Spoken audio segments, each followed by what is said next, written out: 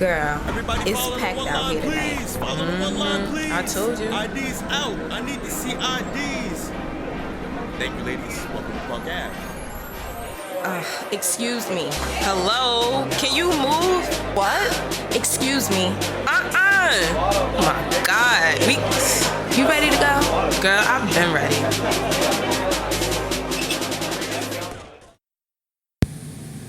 Well, hey, girl, hey.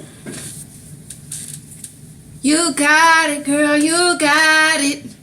Oh, oh, oh, oh. Is it the same song from last week? No. I don't know. Maybe. It might be. What song is that? I don't wanna play no games.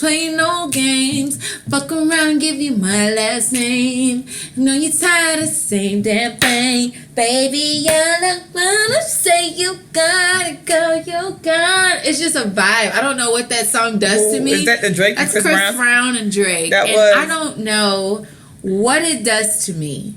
But it just, it's like from the bottom of my feet to the top of my head. It just makes me want to go like the this. The juices flow. It's like 35. Here I am rocking. That's like my 35 anthem. If I had a song that would describe me at 35. That's it? That would be it. That would be it. I see. And I'm here for it. I feel you. You know. How's your couple of weeks been? You know, I've had a couple panic attacks. About what? You know, work is stressful. The bar? Yes. The restaurant? The restaurant is stressful. You know, I've been carrying this motherfucker on my back for about 7 months. Just me. You want to squish your chair from hitting the wall? F5? Oh, yeah. It's just been stressful. You know, dealing with new kitchen. I had a rapey ass nigga come through there. It's not supposed to be funny. It's not supposed to be It's the funny. way you say it, though. You had a rapey ass nigga? Like, okay. I'm sorry. It was a rapey ass nigga that came through there. Kind of traumatized me a little bit. Then we got some new cooks and they quit. And, you know, we had some other people come in. And it's just been this influx of people that it's a lot. And honestly, I'm tired. I'm just tired. I feel worn out. I feel creatively. I feel like I'm spent. I feel like I'm just here. And, you know, and I've had conversations with the owner and I tell him, you're wearing me out. Like, you really are. Like, this is wearing me out. This is not where I want to be. This is not something that I plan on doing in the next 5 years. This is not it. And he thinks that I'm joking. And, last Sunday, it got to be too much. My chest got super tight. I thought I was having a heart attack. Was that you being melodramatic? I was, and I also wanted to leave. So I left, and I just said, hey, my chest is tight, my heart is palpitating, I'm at shallow breaths. Don't they tell you to take Advil when you think you're about to have a heart attack? I don't know, but I took off. I said, I gotta go. And I went. And I went home. I saged myself from all the energy that was around me, and I decompressed. Shout out to your mother. My mom's so corny, y'all. Ebony's mom, shout out to Miss Kim. I mean, hey, Mom. Your little warmer that you sent me, heaven sent. I mean, so I got home, I saged myself, and I turned on the nice little warmer. So my mom sent, I don't even know what it's called. I don't know. It's a warmer. It's a scent warmer. It is essentially, you know how like back in the day your grandma might heat up some fabuloso in a pot on the stove. Essentially, she gave us ceramic pots that heats up beads that kind of look like sprinkles, but then they melt and they smell really good. Yeah. So she sent me and Adriana one, and then she sent like 6 scents. So it's like sangria, fresh laundry, vanilla, orange sickle. You have orange sickle? I think so. Orange sickle. So she sent like all these flavors. It's like she sent us 3 apiece. Yes. We switched some out. Yes. Oh, we switched within each other. Yeah, we swapped some out. Because I really like vanilla and I really like fresh laundry. It's one of my favorite scents. Yeah. So you pour the little sprinkles into the little the little ceramic thing. And it actually, if anybody listened to the prior shows and looked on IG stories, the blue actually matches my couch. Adriana's couch. It does. I mean, and she said it specifically, like, oh my God, it matches her sofa. Yeah. So she sent it, you pour it, you cut it on, it like heats up the sprinkles, they melt, and it gives you a smell. It has this nice aroma that, you know, it's very fragrant. Yeah. So that particular night, I turned it on, and got a good scent. I got a good scent going. No, it's damn it! I mixed mine up. Like I do sangria and vanilla together. Yeah. Through. I know it smells really tasty, like a drink, like a drink I should want. Yes. So I turned it on, kicked on the smell. I chilled on the couch. Just let the aroma take over. The aroma take over. I decompressed and I gathered myself, and I got some tea. I went to the HEB and I said, you know what? Fuck this shit. What type of tea do you drink? I like mint. I like chamomile. So you know what? When I have chamomile, because when I got sick, that's what you brought me. Yeah. So I went, and because at first I was like, damn, and do I have the flu? Like it was a lot going on in my chest. Because you were having a heart attack. I was having a heart attack. Oh, it was massage your heart. It was a lot going on right in my chest. You know, area, I massage heart. You know, and I thought about you, but I said this is not my time. I don't need her just yet. You know, I massage hearts. So I went to HEB and I got me some tea for anxiety and calming and tranquility and relaxation. Mm-hmm. It's about $6 a piece. I said, fuck it. It's worth it. I splurged. My health is worth it. My health is worth it. My mental health is worth it. Okay. So then I went to Whole Foods. I got me some more vitamin C powder because I thought I was getting sick maybe. Oh, I got a whole bunch. You want some? No, I just bought some. Yeah, my mom, when she came to town, she bought me the Sam's pack. Yeah. And actually, my mom bought me panties as well. Nice. I had a care package. Oh. Panties and vitamin C. Delightful. And the weird part, it kind of go hand in hand. And the weird part about my mom buying me panties now, well, my mom is, okay, clearly she's always bought me like panties growing up and stuff. But my mom has constantly always like bought my underclothes. Who am I to complain about, nice underclothes? But I realize as I get older, the panties change.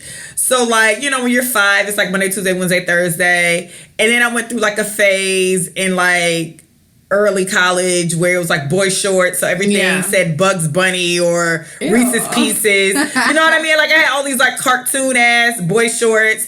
And then somewhere along the line it became like lacy. So now it's like lacy and silk. But then since I got in my 30s, no, this year was the first year she bought me lacy and silk, but they were high-waisted. And I'm like, whoa, I'm not that old yet, bitch. Yeah, my mom buying me panties changes as I get older, and it's hilarious to me, actually. Like, my stuff has really went from cotton to silk. Yeah. Well, but thanks, Mom. You buy me the panties, somebody's taking off. Yeah. No, nonetheless, yeah, shout out to your mother. Her gift was well needed, and I'm so excited to have it. I actually spilt it everywhere. I spilt it all over me. Was it hot? Yeah. What did you do? Well, I was trying to cut off to peel it? Yeah. I was trying to cut off my lamp. So were you drunk? I know. I think I worried about you. No, I worried about you. I was like, wow. Mom, I was halfway. Mom, she's gonna burn down her house. Wow. You gave that to Adriana? I was halfway asleep, and I was cutting off my lamp because I have a lamp on my TV stand in my living room, and so I cut the thing, and I cut the smell. The pot off. I forgot what she called? She gave a real word. I don't know the word she gave for it. But the thingy. The smeller. Okay. The thing. Because she gave a real word for it. I just can't remember. And whatever the smelly thingy is, I cut it off, and then it just jerked, and it just kind of went all over my hand. And at first I was like, ah! But I over exaggerated. Did it burn like when you do like a hot wax? Yeah, that's what I said. Like when you do a candle, like that. Yeah. So I kind of like the way hot wax feels. Yeah. So and it got all over the floor. So some of it's still on the floor. But did you break it? No. Oh. No. The thingy is still good. It's just the top. The top part where the How many beads did you put in it? I put a lot. Okay. I knew it. Look, I shook it up and I said, shake it up. You know what? When I realized what it was, I was like, wow. I said, I want the smell. Okay? Like, wow, drown me. She's about to burn down the house, Mom. But thank you, Miss Kim, for that wonderful gift. Thanks, I Mom. love it so much. What did your note say? My mom left. My mom. I'm not gonna. That's personal. My mom that's is personal. They'll probably said nothing, but my mom is a person who never sends anything without like a note. So like I have like cards and little post-its from my mom because she's that parent. She's gonna send a note. So she sent Adriana a note as well. And I was just like, this is so stupid. Yeah, your mother did send me the note, but that's private. And that's between she me probably and was your like, keep doing what you do, Kim. That's between actually she did write that.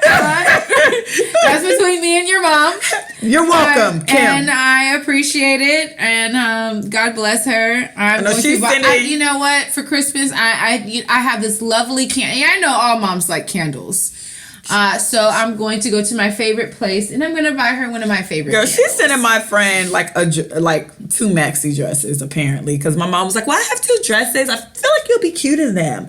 I'm going to mail them to you. So apparently my friend... Miss Kim is out here doing her thing. She's living her life and she's blessing people. She's always been the type of parent that did for friends. Like she's always got my friends... Me and my best friend in high school had like matching accessories to the T. Snow boots, belts, shoes, bags, because my mom will always buy me one and her one because she was my best friend. Yeah. So she's always kind of been that parent. Child, I remember my friend was selling like lollipops because she wanted a cheerleading uniform and they were like 50 cents a lollipop. But the cheerleading uniform was like $200. So my mom was like, how much are you selling these for? And she's like, oh, they're 50 cents, Miss McDaniel. And my mom was like, and how much do you need? She was like, oh, it's for like the uniforms are going to be $200. My mom was like, okay, so here's the $200 and actually keep the lollipops. And my mom literally wrote her a check for the boss bitch. For the uniform and told her to keep the man. lollipops. I don't even want that shit. That's a boss bitch, man. Girl, like even when we used to sell, my brother used to sell the chocolate bars. We used to be eating the hell out them shits, and she'll just have to buy the box. Like my mom has always been a parent that's nice. She likes friends. That's so nice. Yeah, shout out to you. Awesome. Shout out to her. Thanks, Kimmy. But yeah, so that was kind of my week or past couple of weeks, and you know I've just been so. So do you have a full staff? I do have a full staff now. I have help now. It is just getting the owner to understand that a person cannot work 7 days a week and function as a person. I am not a robot. So it's just kind of getting around those little obstacles. But nonetheless, but yeah, that's been kind of my week.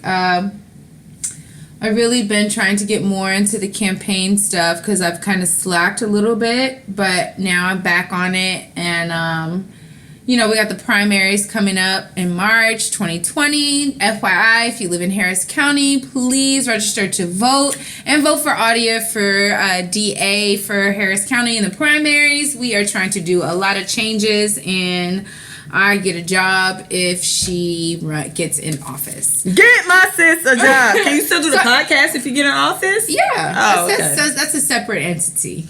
I know, you know, have you heard the show? She's heard it, so she knows. Child, stay away from Audia. Has Audia hurt my mouth? She's heard this podcast. She actually, I want her on the show actually, but closer to the primaries. I told you. I told you we might lose her some votes, but I did say. I think Audia is dope as shit.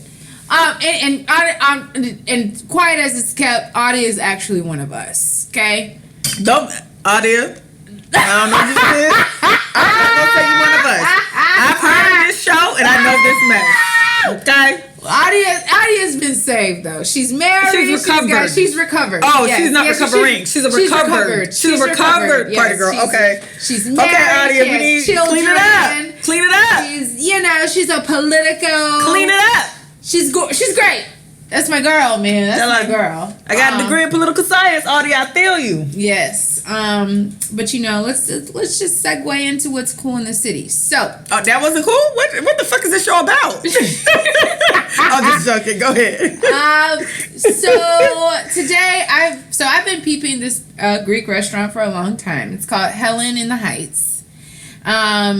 You And do love a Greek salad. I love Greek. I love Greek food. I love. You like Mamma hummus? Mia. Hummus? What? Chickpeas? Hummus? Capers? Bell peppers? Feta? I like yellow peppers. Oh my god. I love Greek food. It's like one of my favorite. Like when a guy asks me what's your favorite food to eat, I say Greek first because I want him to take me to the best Greek restaurants. And today, this young whippersnapper, What is young? He's 20. Young. He's very young. But I've been Look behind your ears. I've really been blowing him off. I've been saying, no, you're too young for me. You're too young for me. You're too young for me. And then he kept saying, why? I just want to take you out to eat. I know you like to eat. 20. Yeah, 20. Bless. But he's fun. He's a good time. He's nice. He's a true What gentleman. do Greeks drink? Wine? Wine. Okay. Yes, wine, and then they have like Greek beer. So we went to Helen in the Heights because I told him that's what I wanted to eat, and I had this plate. It's grilled octopus. So it was my first time eating octopus. Squid or octopus? Octopus. What's squid again? Squid is like calamari. What's calamari? What? Calamari is like the little circles, but that's not. That's squid.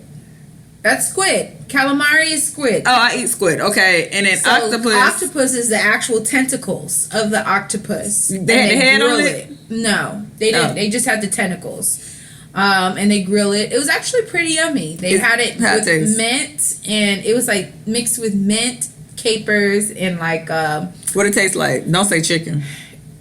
tastes like chicken. I can't stand y'all. You know what? Because like even when I ate gator, like the first time I had gator, they were like, it tastes like chicken. I'm like, it don't taste like chicken. Like it don't taste. It's not nasty, but it don't taste like chicken. It's Everything don't taste like chicken. It's more of a rubbery. Is it chewy? But gator's chewy. Okay. It's more of a rubbery consistency. No, than gator's chicken. not chewy. Squid is chewy. Squid is chewy, but octopus has more of a rubbery. Like when you bite into it, it's not. It does taste. So would you the eat a whole? taste is like chicken, but the consistency of it is like rubber. So did you hold the tentacle like chicken? No, I cut it. Oh. I cut it up because I was a little freaked out by They the little fried it? tentacles. They grilled it. So it was still like blue. It was blackened, Yeah. but it was purple. I'm interested. I'll eat it. It was I mean, good. I eat anything once. It was delish. The to only me. thing I don't like is coon and deer. Yeah, see, I'm not like I didn't coon. do that. So we had that. We actually split it because it came in a big plate, and then I forgot the other stuff that we had because I was drinking and. I'm drinking rum and Red Bull. But nonetheless, it was. You're drinking wine? Yes. Did y'all have shots? No. Okay, that's Because classy. he's 20. Oh, he underage. Wow. Yeah. Wow. I So was he drinking? No. Wow. So you just going up his tab and he couldn't have a drink. And and I felt like I always told myself I could never go out with a 20-year-old because they can't. I would never want to go out with somebody who couldn't drink. But You stepped right over his ass. You stepped right over his ass. Can I get another one? More drinks for me. But you know what? He told me, he said he put it in his budget that he thought that I was going to drink a bottle. Listen, I only had 2 glasses of wine, actually. He had enough money because he couldn't drink. So, nonetheless, I had a great time, but Helen in the Heights, it's really good. We went for happy hour. They have a pretty decent happy hour, $5 wines. The appetizers were pretty good. It was a good time. I believe they have another one, but nonetheless, this location's really good. They open up at 4 o'clock. We got there at 3:45. I didn't know they opened up at 4 o'clock, so they were kind of like, "What the fuck y'all doing here so early?" But they served us. It was a good time. We sat on the patio. It was beautiful outside in the city of Houston. It was a beautiful day. So it was my first time trying octopus. So I would Down. I would implore you. Would you eat listeners- octopus again? Yes, I would. Like as a main dish? It makes Is it more, one- if is it's it- more lemony. Is it one of those things where you'll just eat it if it's at the table, or would you go order it somewhere else? I would probably order it somewhere else if Okay. it was cooked. I would like it grilled, but with lemon, maybe lemon and rosemary. Okay, chef.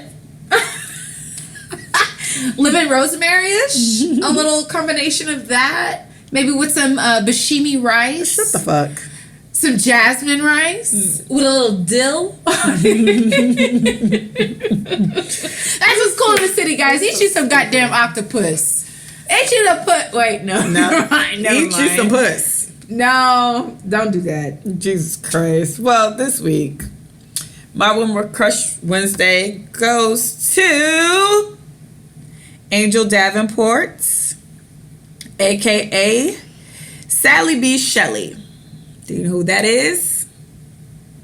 Probably not. That is Paula Patton's. That's Paula Patton's character from the 2006 movie Idlewild.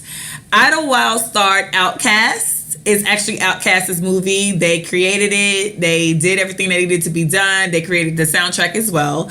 But Idlewild is a story about two best friends, like Outkast, set in 1935, like South Georgia, I believe. Mm-hmm. They were best friends. They grew apart. Rooster, which is Big Boy's character, was a bootlegger, which he sold like liquor to people. You know, back in the day, Prohibition, you really couldn't buy liquor. So Rooster was a bootlegger. Andre 3000 ended up working for his dad, who was a mortician, and they owned a funeral home. But they were best friends, and they kind of gelled together because of music. So at night, they went to a place called The Church, which was a juke joint, and they played music all night. Of course, Percival is Andre 3000's character. He was super shy, so he just wanted to play music. Rooster was like the showboaty one and wanted to be seen. Rooster was actually married to five. His wife was Melinda Williams. And Melinda Williams starred in the TV show Soul Food and The Wood. They were married with 5 kids. Percival didn't have no lady. So they're just in this juke joint called The Church with Macy Gray and Terrence Howard and Van Reems and Faison Love and Paula Patton. Paula Patton hadn't got there yet. With Paula J. Parker. And they have a good time every night. And then, Percival goes to work at the funeral home and Rooster goes to be a bootlegger. Well, in walks Angel Davenport. Angel Davenport is stunning. She's gorgeous. She's Paula Patton in real life, and she's a singer. She comes in and she basically tells them how they fucked up her contract, and she's supposed to have a contract to work at this club. The issue is Angel Davenport was a stolen identity. So essentially, Angel Davenport is my Woman Crush Wednesday because you sometimes have to fake it until you make it. And Angel Davenport stole the identity of another woman who was actually a singer and well known. And apparently that happened. I don't know. Have you ever watched that movie Cadillac Records? Yes. Okay, so in Cadillac Records, there's a scene, and I can't remember his name, but it's Columbus Short character, and he played the harmonica. Mm-hmm. And they're driving because they're on tour, but they're on the Chitlin circuit. And because in the 1930s, people couldn't get pictures out fast enough. It wasn't like a lot of video. So if somebody said they were like Janet Jackson, there could be somebody else touring the country as Janet Jackson because of like the lack of communication within the cities and how there's like really no newspapers. So that's what happened in Cadillac Records with the boy who did the harmonica. He ran up on somebody who was pretending to be him, and he shot him. I think his name might have been Jimmy. What's his name, Jimmy? I don't remember. I don't know, but Columbus Short ended up shooting him in the Cadillac Records movie. So, but in Idlewild, that's exactly what Paula Patton did to Patti LaBelle's character. Patti LaBelle was actually Angel Davenport. So they were working together. Paula Patton's character, who real name is Sally, was like, nah, you tried me, you rude. I'm about to roll. So she steals the real Angel Davenport stuff, runs off to South Georgia, goes to a juke joint and says, I'm Angel Davenport. And nobody knows that the real Angel Davenport is really Patti LaBelle somewhere in Mississippi. So she comes, she's like telling them she's a singer. They believe her because nobody knows how Angel Davenport looks like. So she becomes really good friends with Percival. Percival's Andre 3000. They have like this whole relationship. He's like trying to encourage her to sing. They're doing this whole thing.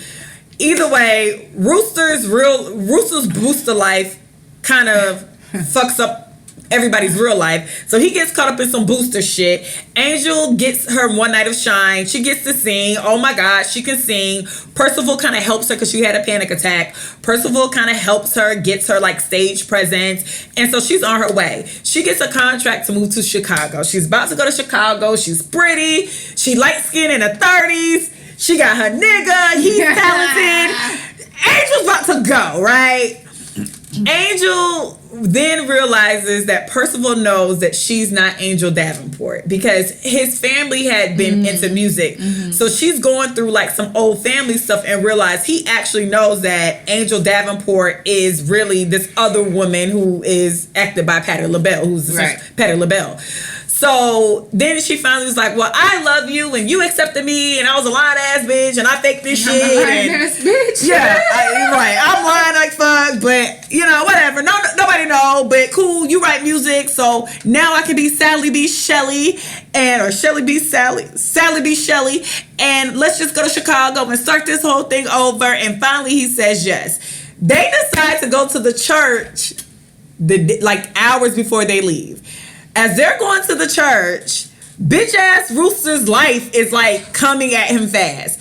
So he goes to the church because that's like his safe haven. He gets to the church, everything breaks down. His guns are blazing. It's the 1930s. Niggas is in their hats. Sally B trying to get, you know, her Beyonce on and shit. Guns are blazing. And before the guy could actually shoot Rooster, Percival shoots him. So the guy dies, and Rooster's like, yeah, thanks, dog, I'm not dead. And then they realize that as the guy was shooting, he shot Angel, a.k.a. Sally B. Shelley, a.k.a. Paula Patton's character. She fucking dies. What? Before they can get to Chicago. The figgity fuck. So the movie ends with Percival trying to kill herself. Well, Percival got her ready for her funeral because, you know, he worked at the morgue. But then, like, fast forward, Rooster takes his wife and 5 kids and they move to Chicago, and then they show Percival, Andre 3000's character, traveling the world, being a singer and songwriter because originally he was like the talent, but he was shy the whole time. So, you know, it has a shitty ending, and like watching it now, I realized like she had an interest in death because she always was asking questions. Well, how would I look if I was dead? And he was like, well, I'll do your makeup like this. She's like, oh, okay. So then one day he went into the funeral home and she was laid in the casket. She's like, boo. And I'm like, who lays in the casket? My auntie worked for a funeral home for about 12 years. I would never, like, we used to go to the funeral home all the time. And I remember my little cousin, she was like 7. She's like, can I get in one? And I was like, nah, because I just felt like that was bad karma to just lay in a casket. It's creepy. Yeah, it's just creepy as shit. So, yeah. So, one time for Angel Davenport, a.k.a. Sally B. Shelley. She's my Woman Crush Wednesday because sometimes you got to fake it till you make it. But if you're going to fake it till you make it, make sure you have the talent. Make sure you know you can do what you're doing. And make sure when you actually get the opportunity that you can execute it. Y'all can't fake it till you make it and you can't really do it. That ain't cool. That's like Milli Vanilli. You can't fake it till you make it. Then when the music go off, you can't sing. So, you know. Sing, bitch. Shout out to Idlewild. 2006. A lot of people don't even know that Outkast had a whole movie. It's a good movie. The production is phenomenal. Patti LaBelle's in it, Macy Gray, Faison Love, like they had a Terrence Howard, they had like a good cast. It's well written. They have a lot of music. If you're like a musical type person too, they had like a lot of music in it, and the music was really like Outkasty. And Macy Gray's phenomenal because I think she's hilarious. So shout out to Idlewild. Please go check it out. Y'all missed out if you didn't see it in 2006. But a lot of you niggas don't see a lot of stuff, so you know, whatever. I mean, they don't. Like, I've been realizing how much black culture black people don't know. And the thing about it is, because I remember somebody told me the other day, they were like, nah, because you're like super pro-black. I'm like, I'm not even as pro-black as you would think I am. Like, I know a lot of pro-black people, and I just think it's a burden to be overly woke and pro-black. But I'm like, it's a lot of stuff that has happened in history and movie entertainment wise, because I'm that type of person, that y'all just really miss out on, and that's a good time. But neither here nor there. So anyway, so this week, we don't have no show. This week, we really don't have no show. This week, we're recovering from all the above. We don't have no show. We really don't have no show. This week we're recovering from all the above. The I don't have no show. So we just here. We just about to speak our truth on random topics. We don't have no show. You're stupid. We just here. It's the we don't have no show. We don't have no show. I ain't really care to give y'all a show. I wasn't trying to figure out no topic. I had a topic, but then I realized I didn't feel like talking about it. I was like, maybe I need to talk to my therapist. So it was just like, it was a lot.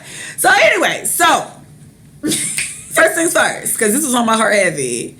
I don't know the names because there's so many of them. But number 6 and number 7 of future baby mamas. I think number 7. Futures. One is Eliza. I know that. Which one's it's a dark skin and light skin girl, right? Which one's a dark skin one? I have no idea, but I know one of them is Eliza. Is that the one who had the live? I don't know. Okay. Yes, I think that's the one that had the live. Okay, so Eliza must be the dark skin one. Okay, so why y'all getting pregnant by Future? Why do y'all want to get pregnant by Future? It's not even that. So I was like, I didn't watch her video. I'm lying. I watched like 2 seconds and then I realized I didn't care what she had to say because it was Future. But this was my thing, right? And I know this is going to sound bad because I feel like baby mamas be so sensitive because they be like, no, it takes 2 to make a baby. And, you know. I love him. He told me. Not even that. Like, it takes 2. He was going to be there. It takes 2 to make a baby. And, you know, I didn't make this baby by myself, so you can give me money. Okay. I get it. And I get that. I get that it takes 2 people to make a baby. But it also is your body. And You know. I don't know how to say it in like a right way, but like you fight for women's rights where you can get like abortion. You can say yay or nay to abortions, right? So essentially, at the end of the day, it's literally that your nigga trash. body. You know what I mean? You know that nigga trash. Why would you put your body up for that nigga? You know what I mean? It's your body. That nigga ain't finna. And so it brought me to. I was wondering. I was like, well, when do you hold women accountable for the niggas they having babies with versus like being mad at the nigga? I'm not taking Future off or people like Future off. Right. But when do you hold like women accountable? But you have to because okay. I'll do my experience, right? I've had an abortion. I knew from jump. What? Sorry. Just it felt like the time to say it. I knew from jump I did not want to bring up a child in a relationship that was built on bullshit. Like we liked each other, it was cool.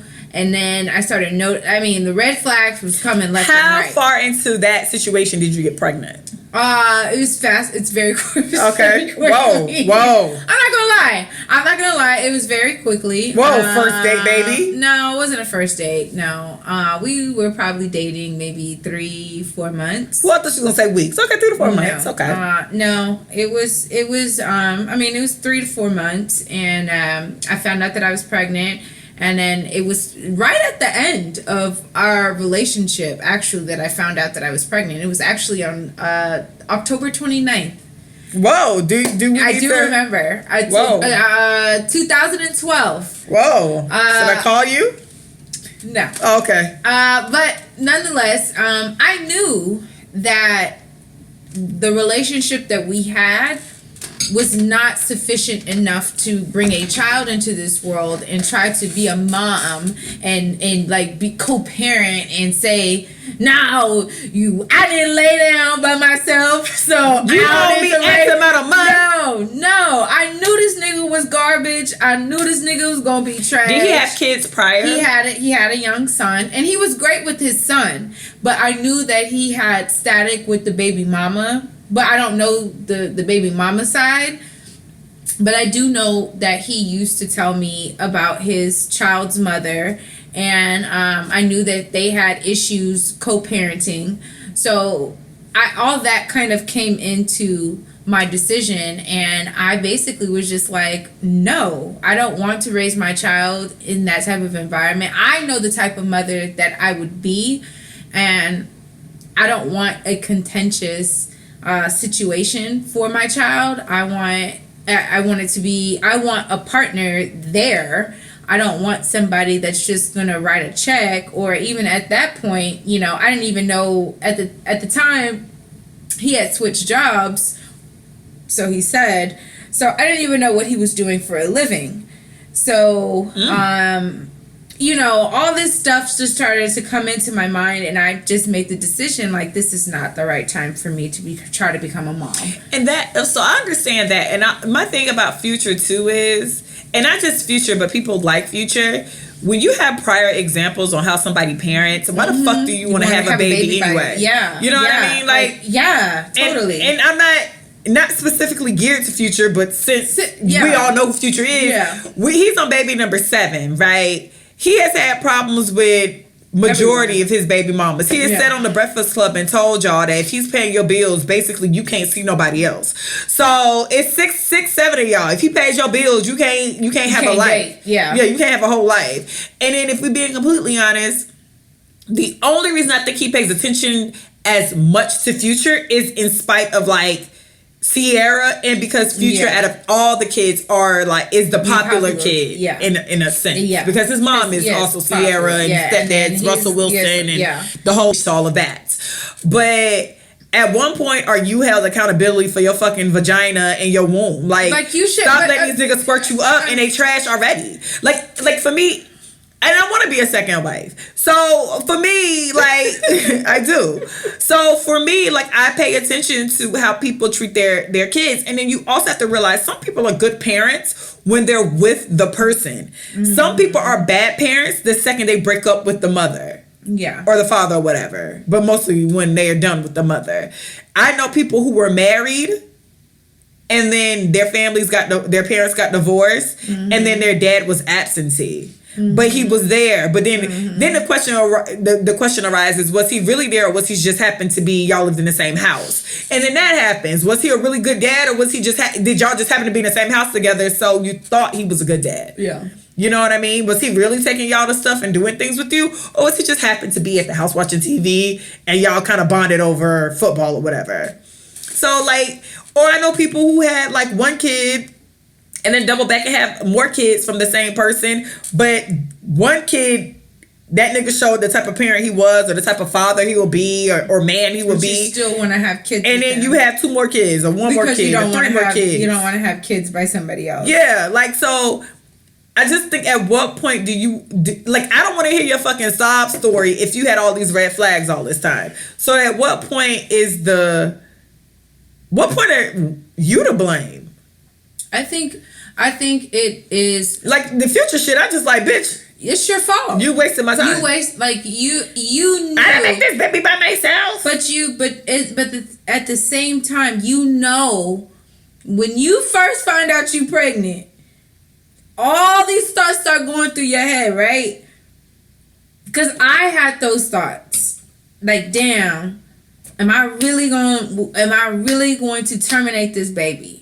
Should I just suck it up and be a woman? Do it sound like a vacuum? Do it hurt? Yes. It doesn't hurt because they numb your body? They numb your body. Oh. Yeah. But it is a vacuum. They do suck it. But they don't put you to sleep. They put you to sleep when you're underage. No, they don't do that. They give you a muscle relaxer. Nah, my friend when she was underage, they put her to sleep. I think when you're underage, they put you to sleep to do it. It depends on how far along you are. She wasn't that far along. She got put to sleep. In Texas? I'm not from Texas. I'm from Florida. Oh, okay. I don't know. Texas, they do give you medication to make you. I was numb. From the you were underage though. When you're underage here, how do they do it? I don't know. Yeah, because my friend was underage, and so they actually they put you under, like they put her to sleep. And I remember thinking, but that's not if you're over 6, if you're under 6 weeks, that's not a procedure for you to be knocked out. No, they definitely put her to sleep, and she was pretty much early along. Because I remember when she took the test in my house. Which the crazy part was, she took the test in my house. We hid it in the trash can. For some strange reason, my little brother found it. Shit. But whatever. Either way, so, and I remember I always thought she had she ended up having a second abortion in college. Mm-hmm. But I remember the first abortion, I felt like there was a disconnect because they literally gave her like gas. But I've had gas when I got my wisdom teeth pulled out. They literally gave her like the gas. she said she woke up and they gave her some goldfish and water, and she was just like, all right. And then I remember the second time she had an abortion from the same nigga, and when she had the second abortion, I remember that hitting her harder because she was in college, so they don't put you to sleep then. Or maybe they could if you pay for it, but at the time she didn't go to sleep, so she had to kind of be the up. Laws changed. Yeah, she had to be up for probably changed. But I was aware. I was aware. But she was over 18, so that's too. When she was over 18, but they made again, her. I think the laws changed to that. Because but yeah, I was very cognizant of what was happening. But once I got on the table, and I mean, They put you in stirrups? Yeah. Abortion is different for everybody. I was very traumatic. It was very traumatic for me. Were you crying on the table while they was doing it? I had you the nurse. You were that? I had the nurse hold. I told the nurse to hold my hand. The nurse held my hand while I was doing it, and even while I mean, did you see it? No, you don't see it. But even before, it's just a weird. It's just one of those weird feelings. Like, I just remember sitting on my bed, like holding my stomach, like, damn, oh, this really is pregnant. Like, my boobs were huge. My boobs were so big. And I'm just like, fuck. Like, I can't have no baby. Like, I can't have a baby. Like, and I just remember praying that, of course, I'd be forgiven about it or whatever. But I just... Are you haunted by it? I was. I used to have a dreams about the my baby's baby. crawling? No. I used to have a dream about my baby. Like, my baby, it was a boy. I know it was a boy. Like, I was very just like, it was almost like a spiritual thing, whatever.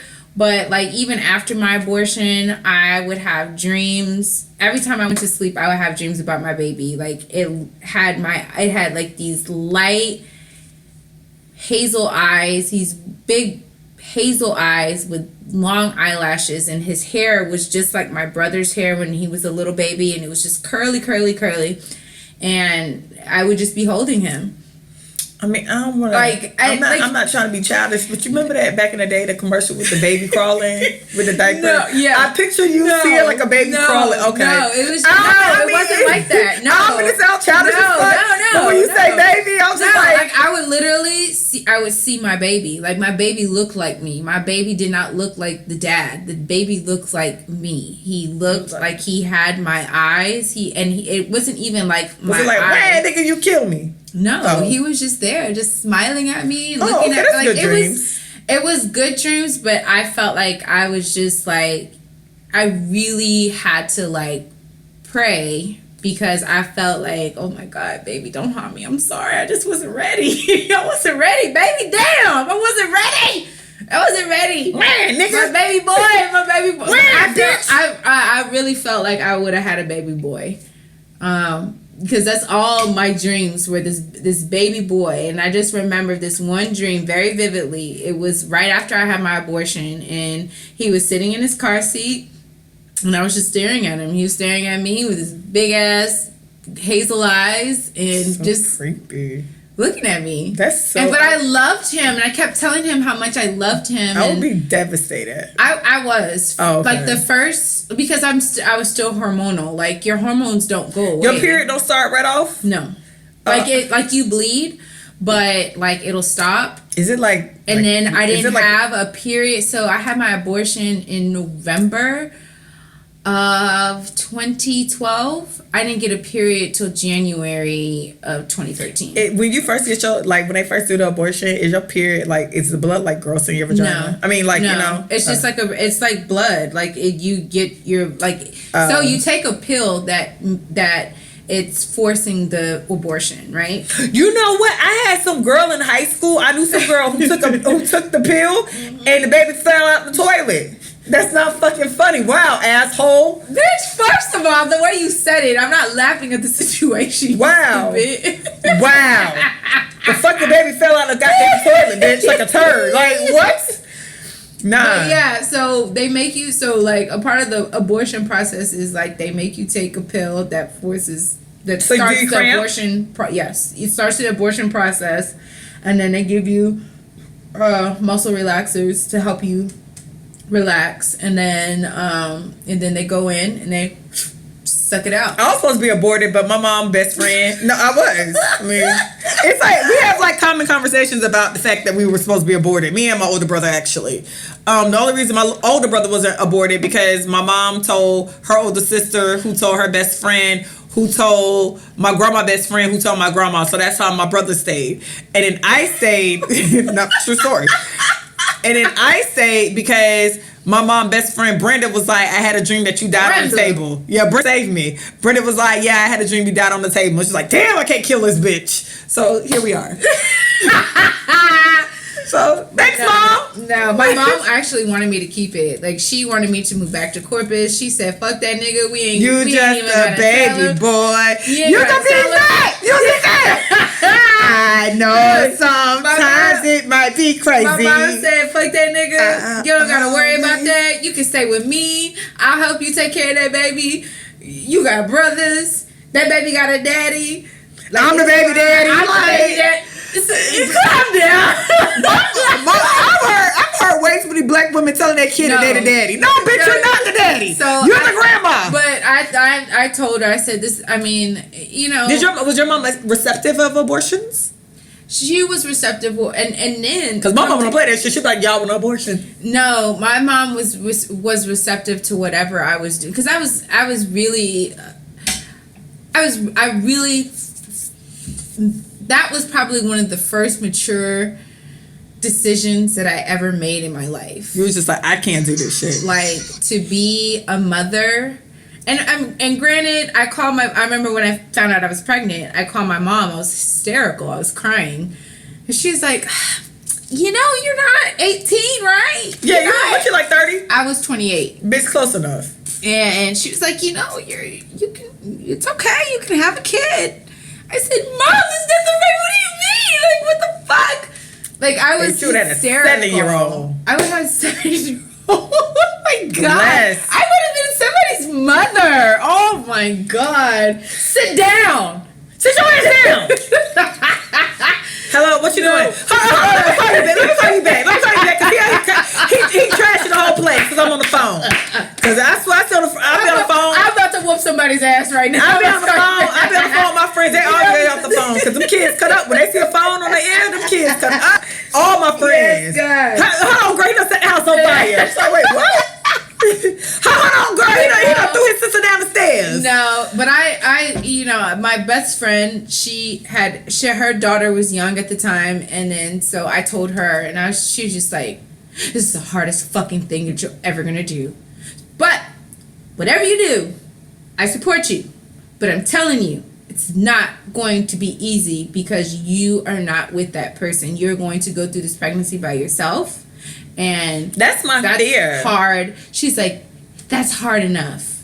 I had to go through it. She was just like, you know, I had to go through it with her. She went through it with her boyfriend, and she felt like she went through it by herself. But you know, the vibe I get, and this is the thing, this is why, especially now, I've never been pregnant, but, and I thank God for that, or it might be barren. That's, no, either we're one. not gonna put that on you. Might we're not be. gonna put that on you. But I do think I'm in that age where I passed the threshold of like dumbass reasons to keep a baby, because when you're like 20, 21, 22, 18, when you're like 16, your mama make you keep it. When you're like 18, 19, 20, 21, you 25, want to be like the young mom. Yeah, you young mama. Mom. You're 25, 26, you love him. So I'm 30. You want to make it work. Yeah. I think I'm at the age where I also know all that is bullshit. And I know it doesn't matter if you love him or if you make it work or whatever the case might be. Yeah. So I'm very thankful I don't have kids. And no matter what happens, I've always got the sense that it's mama's baby's papa's maybe. And I think that's exactly the quote my mom said all the time. Mama's baby, papa's maybe. And not necessarily that you don't know who the father is, but even my married friends, it's their child. If they don't show up to something, they did not show up. If their dad doesn't show up, it's not a question. If they can't go to soccer games. It's like, well, why isn't she here? If she works, it's like, well, why is she at work? Yeah. If she go out of town, why the fuck is she out of town? If she wants you to watch her kids and go to happy hour, well, why do you need to go to happy hour?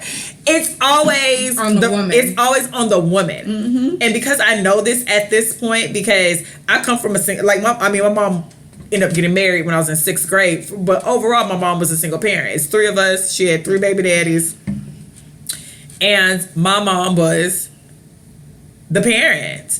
And then I look at my friends. I have a friend who's a single parent. She's the parent, and she begging a nigga to cash up her like $100. And they got kids together, not one but multiple kids together.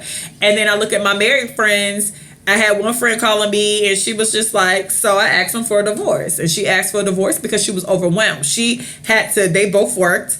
But when she comes home from work, she has to be the wife and the mother, and she has to cook, and she has to make sure the homework's done, and she has to do all these things. And he gets to come home and relax and wait for the food to be done and be fun parent and play with the kids, but she making sure homework is done. And then I had one friend who was married, had one kid. When she got pregnant with the second kid, she was telling her husband that she wanted an abortion because she said she didn't want to do it alone no more. And she's like, I'm not going to do it alone with 2 kids. So then they had to have a whole conversation and restructure how they parented. So it's always mama's babies, papa's maybe. So for me, I'm very thankful I don't have kids. Me too. And it makes me very aware of how men are. Like, I want to see, what's your relationship with, if you have a baby mama or ex-wife and you have kids, what's the relationship? And then even when you do all these checkmark things, because I see a lot of people who be in our comments on Recovering Party Girls when I post stuff about parents, and sometimes I post stuff about parents. I'm not a parent, Adriana's not a parent. I understand that we have parents that follow us, so sometimes I post stuff so they can relate to the post that's not, let's get drunk on Friday, you know what I mean? And I remember, like, it was a bunch of parents comment like, yeah, girl, it's a lot. Thank you, girl. You know, no, it is. Kids. Listen, my best friend, she calls me every day. She's on her 3rd baby. She just had her baby 3.5 weeks ago. And she's just like, don't fucking do it. Don't do it. She's like, if you're going to have one. But don't have fucking more than one. She's like, this shit is fucking stupid. She's like, I'm just here. I'm a cow. I have she has a newborn and she has a 1-year-old. So the 1-year-old's trying to fucking breastfeed because he sees the other baby trying to breastfeed. So she's just like a cow. She's not working. Her husband, I'm going down there to help her. But, it's just like she has a 13-year-old that's wilding out. She has a 1-year-old and she has a newborn, and it's a lot because she's not working. Her husband works nights, so she can't necessarily maneuver like she used to.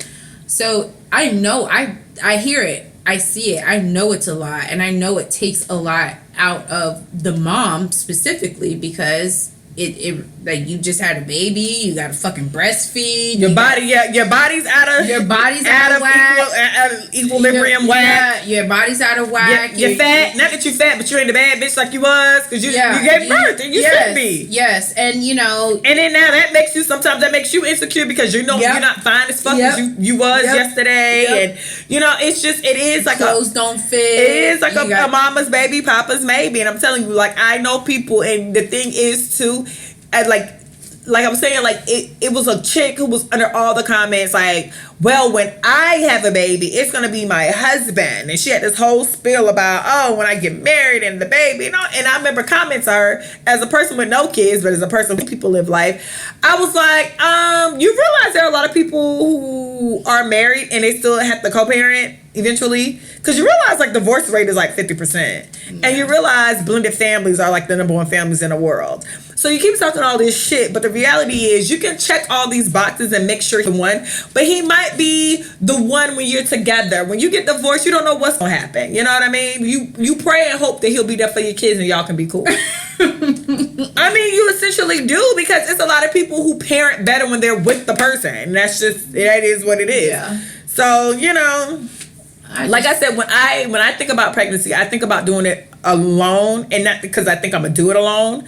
Not pregnancy, but being a parent. I think about eventually doing it alone, and I think that works for me just in case some shit don't happen or work out. That I can be secure in myself and with my finances I'm still gonna take a bitch to court because that's me. But to be able to do it by myself without like the lights being cut off.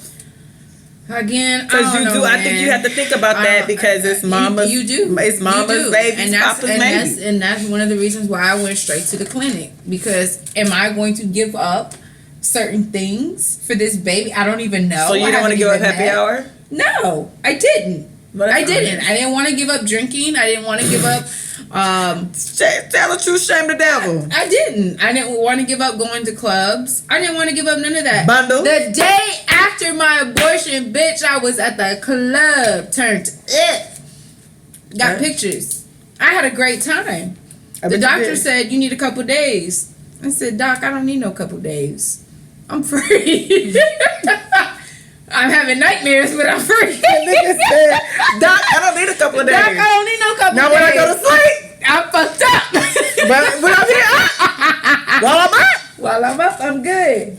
Yeah, no. I mean, that is one of those things, man, where the women will always take the burden. And regardless of if he's there or not, men will never understand the true burden of women having babies because they don't get it. They'll But never what I get will it. say, women, is these fucking red flags on some of these niggas y'all choose is on y'all. And I'm not gonna sit here and hold your hand. And I'm not gonna say he needs to do better. By a nigga that don't see. That's the thing. Like, you have children. I mean, I'm not talking about future situation because I'm sure he probably takes care of his children. But I think one of them mama sent him back to court for child support. But okay. Well, if you have a baby by somebody that you know in the neighborhood that you know amongst the does crowd not take care of their children, why on earth? And that's what I'm saying. This isn't why on earth. This isn't essentially about future specifically, but it's about people in your city. The futures of your city. The futures of your city. You know what I mean? If you know Mike and I done had 2 kids and he beefing with his baby mamas and then now you the third for what? Why? You knew. That's your fault. Or you're dating him and he just beefing with his baby mama on and off and won't pick up his child and all this extra shit. That's your fault. As a person who has, I went through That's tragic. It wasn't my brother went through a very expensive custody battle. And let me tell y'all something. If you're willing to fight your case, fathers have rights as well. Right. So it's a lot of shit now at this point going through that. I wouldn't accept from a man who's like, well, I have to do this because I can't see my child. No, bitch, you can see your child. That's still half your child. Okay? Some of this drama and stuff that y'all like and have don't need to be.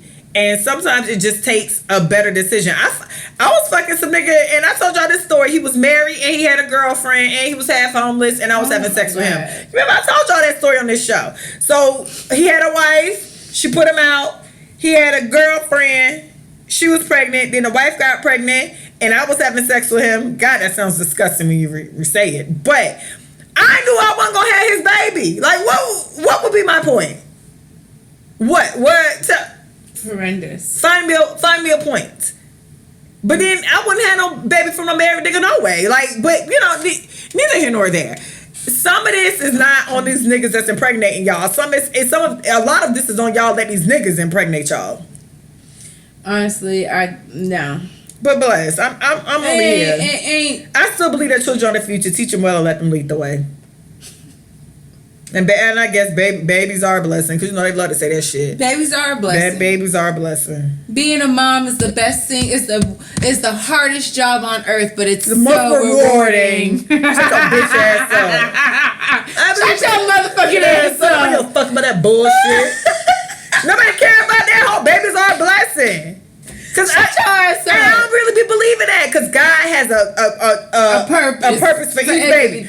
Okay, shut your ass up. He didn't have a purpose for you going down to the welfare, getting a check. Listen, I'm gonna tell you something about God having a purpose. I refuse, and maybe it's y'all God, but I refuse to believe your God. That my God, the one I pray to at night, the one I read my Bible to at night, I refuse to believe that God lets people like crackheads have babies.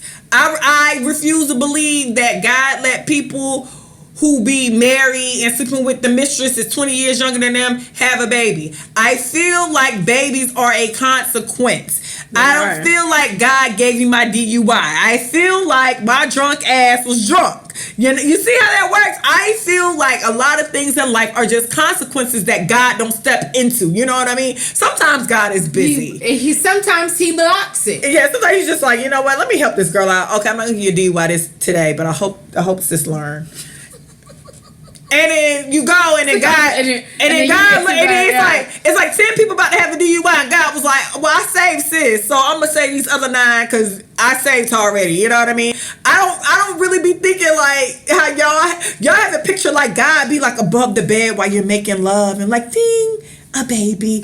I don't see it like that. Yeah, like God, like I picture people thinking God's like Tinkerbell with like the little what's a wand?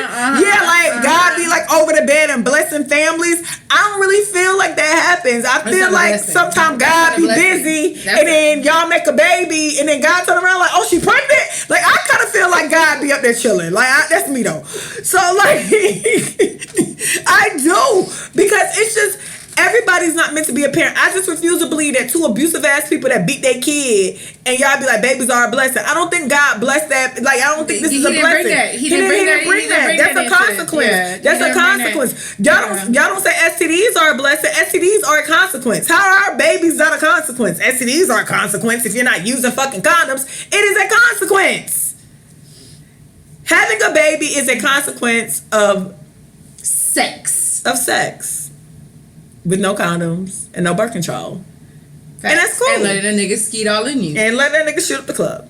And then I do think some families sit there and pray, and then they really want a baby, and something's happening, and then a baby comes, and that's a miracle. I think like Gabrielle and Dwayne Wade are a miracle. Like they got the baby they wanted. Yeah. Like they tried, they prayed, they did in vitro, they went out their way. A blessing, but some y'all. That's a blessing. That's a blessing. People praying and really wanting that baby is a blessing. You 2 casually people in a fucking, toxic relationship. 2 people casually fucking outside the club. After they fought. After they fought each other. After they literally beat each other up. Like, God bless this. God bless it. Like, you didn't do that. God didn't do that. That's just a consequence of stop putting that shit on God. Like, I do, but I think a lot of things are blessings, and I think the same situation can be a blessing and just be a consequence. But that though, because you have a lot of toxic people that are in relationships, and you just think God is sitting up in heaven, I'm gonna bless them with a baby. Yeah, I know this gonna work out. Yeah, let me bless this couple with a baby. They're on heroin. They both do. They're both shooting up. I just watched a video of 2 people high as hell on heroin. They were white on the bus. And that little boy, the daddy dropped the phone. Right. The little boy was so innocent. Yeah. He called. I didn't see that. He was like eating some chips, and he was like, your phone. And then people was in the comments like, yo, somebody go get this fucking kid. That's wild. And then too, my family does a lot when it comes to foster care. So I'm sorry, and I know this sounds rude, and I'll go down for this one, but for me, I would have an abortion before I let my child go into the system, because it's more kids in the system lost, being raped, being beaten, being mistreated than there have good stories. That's facts. And so I'm not, and then all these people who do be like pro-life, they don't put money into that type of into the DCF, Department of Children and Family. I don't know what they call it. CPS, Children Protective Services, or DCF is Department Children and Family. Yeah. And I I have 2 aunts that have adopted. No, I have 2 aunts. My grandma has adopted. We've had a slew of foster kids come through my family. I got an aunt that works with DCF. I have about 4 aunts that's certified to take kids in. And for me, it would kill me to put my child in a system versus an abortion. And I'm sorry, because y'all don't understand how people get treated. Like the stories that have been told by my cousins to me, the things that have happened, it's a very small group of foster kids that get good lives and good families versus the majority. All the kids. The majority is not a pretty picture. It's not at all. Yeah. So fuck that. And y'all not finna make me believe that God is blessing the crackheads. Or the rapists. Wow, she being raped behind a dumpster. This seems like a good time to make a blessing. I just don't think. Agreed. But, teach his own, and, that probably got us canceled. But fuck y'all, I don't give a fuck. No. I'm not speaking that into existence. Girl, we're gonna get canceled. Have you heard our show before? I have. You know what? We're gonna get canceled. And I'm gonna tell you what's gonna be the funny part. So it's gonna be something trivial. It's gonna be something trivial from episode 7. And we're gonna be sitting there like we've grown so much. Oh. From episode, and actually I started re-listening to our shows. I always listen to our shows. No, I re-listen. I listened to the show to do the notes, but what happened was I started doing the notes later. Mm-hmm. And I started doing the notes because I wanted to search specific things, but I couldn't because I didn't have I didn't have it broken down. Mm-hmm. So the whole first it's a whole bunch of episodes that have nothing. Because what happened was when Carol Diane Johnson died, RIP, I wanted to find the times I talked about her. Mm-hmm. But I didn't have them specifically labeled. Yeah. So then I had to go back and I started listening, trying to figure out the episodes, and finally I found it. But I had to go back and listen to the episodes to figure out when I talked about Diane Carroll, which, rest in peace, Diane Carroll. I've talked about you a few times on this show. I found about 3 of them. If we need a quick little tidbits, she's the first woman to get a Tony Award. She's the first Black woman to get a Tony Award. She's the first Black woman to head her own show on a big time network. Overall bad bitch. She was in Dynasty. If you ever, since she passed away, a lot of people uploaded the Dynasty clips. Mm-hmm. She was a bad bitch in Dynasty. She was. The champagne is what she say is burned. The champagne is burned. She told him the champagne was burned. She was in her first her husband in Dynasty was Richard Lawson, which is Tina Knowles' husband. Tina Knowles Lawson's husband now. He came up trying to holler at her. Really? Sorry. Really? Sorry. He was trying to holler at her, and he wanted to take her to dinner, but apparently he wanted to take her to dinner in a restaurant at a restaurant that wasn't in their city. So he put her on a private jet. She's the first Black woman to be flued out. All expense paid. She was on Grey's Anatomy as Preston Burke's mom. She was on Soul Food as Aunt Ruthie. Her career really stood the test of time. She's everything. She's bad bitch central. And, it kind of makes me sad because I'm a person who always watched TV and always liked legends. So, it kind of makes me sad to know, we're at the end of the road with you don't know who's going to die when or whatever. But there's a lot of people who are just older and their time is near. And we talk about people who couldn't get into the front door of their studio, had to be in the back door. Racism was still alive, heavy, I just want to say heavy. Got so heavy, baby. Yeah. That fucking Dina's trash. And then he was heavy. She had an attitude. And then Curtis came up and was like, yeah, you okay? Your vocals okay? That bitch vocals ain't doing shit. Her vocals are okay. Her vocals ain't doing nothing. Yeah. She really did. She had that one. She did. Yeah. Heavy. Man. Sorry. That guy. Ooh. Sorry, I had to get it. Effie should have slapped the fuck out of her. Are your vocals okay? Yeah. L'Oreal gave her that vocal. You got me heavy, baby. Yeah. She's like, because she's singing so loud. She be so loud. I can't hear myself, Curtis. Can you tell her to tone it down? Because I can't hear myself. I'm the lead vocal, but her backgrounds are taking me over. You got me heavy, baby. Yeah. And that got that Effie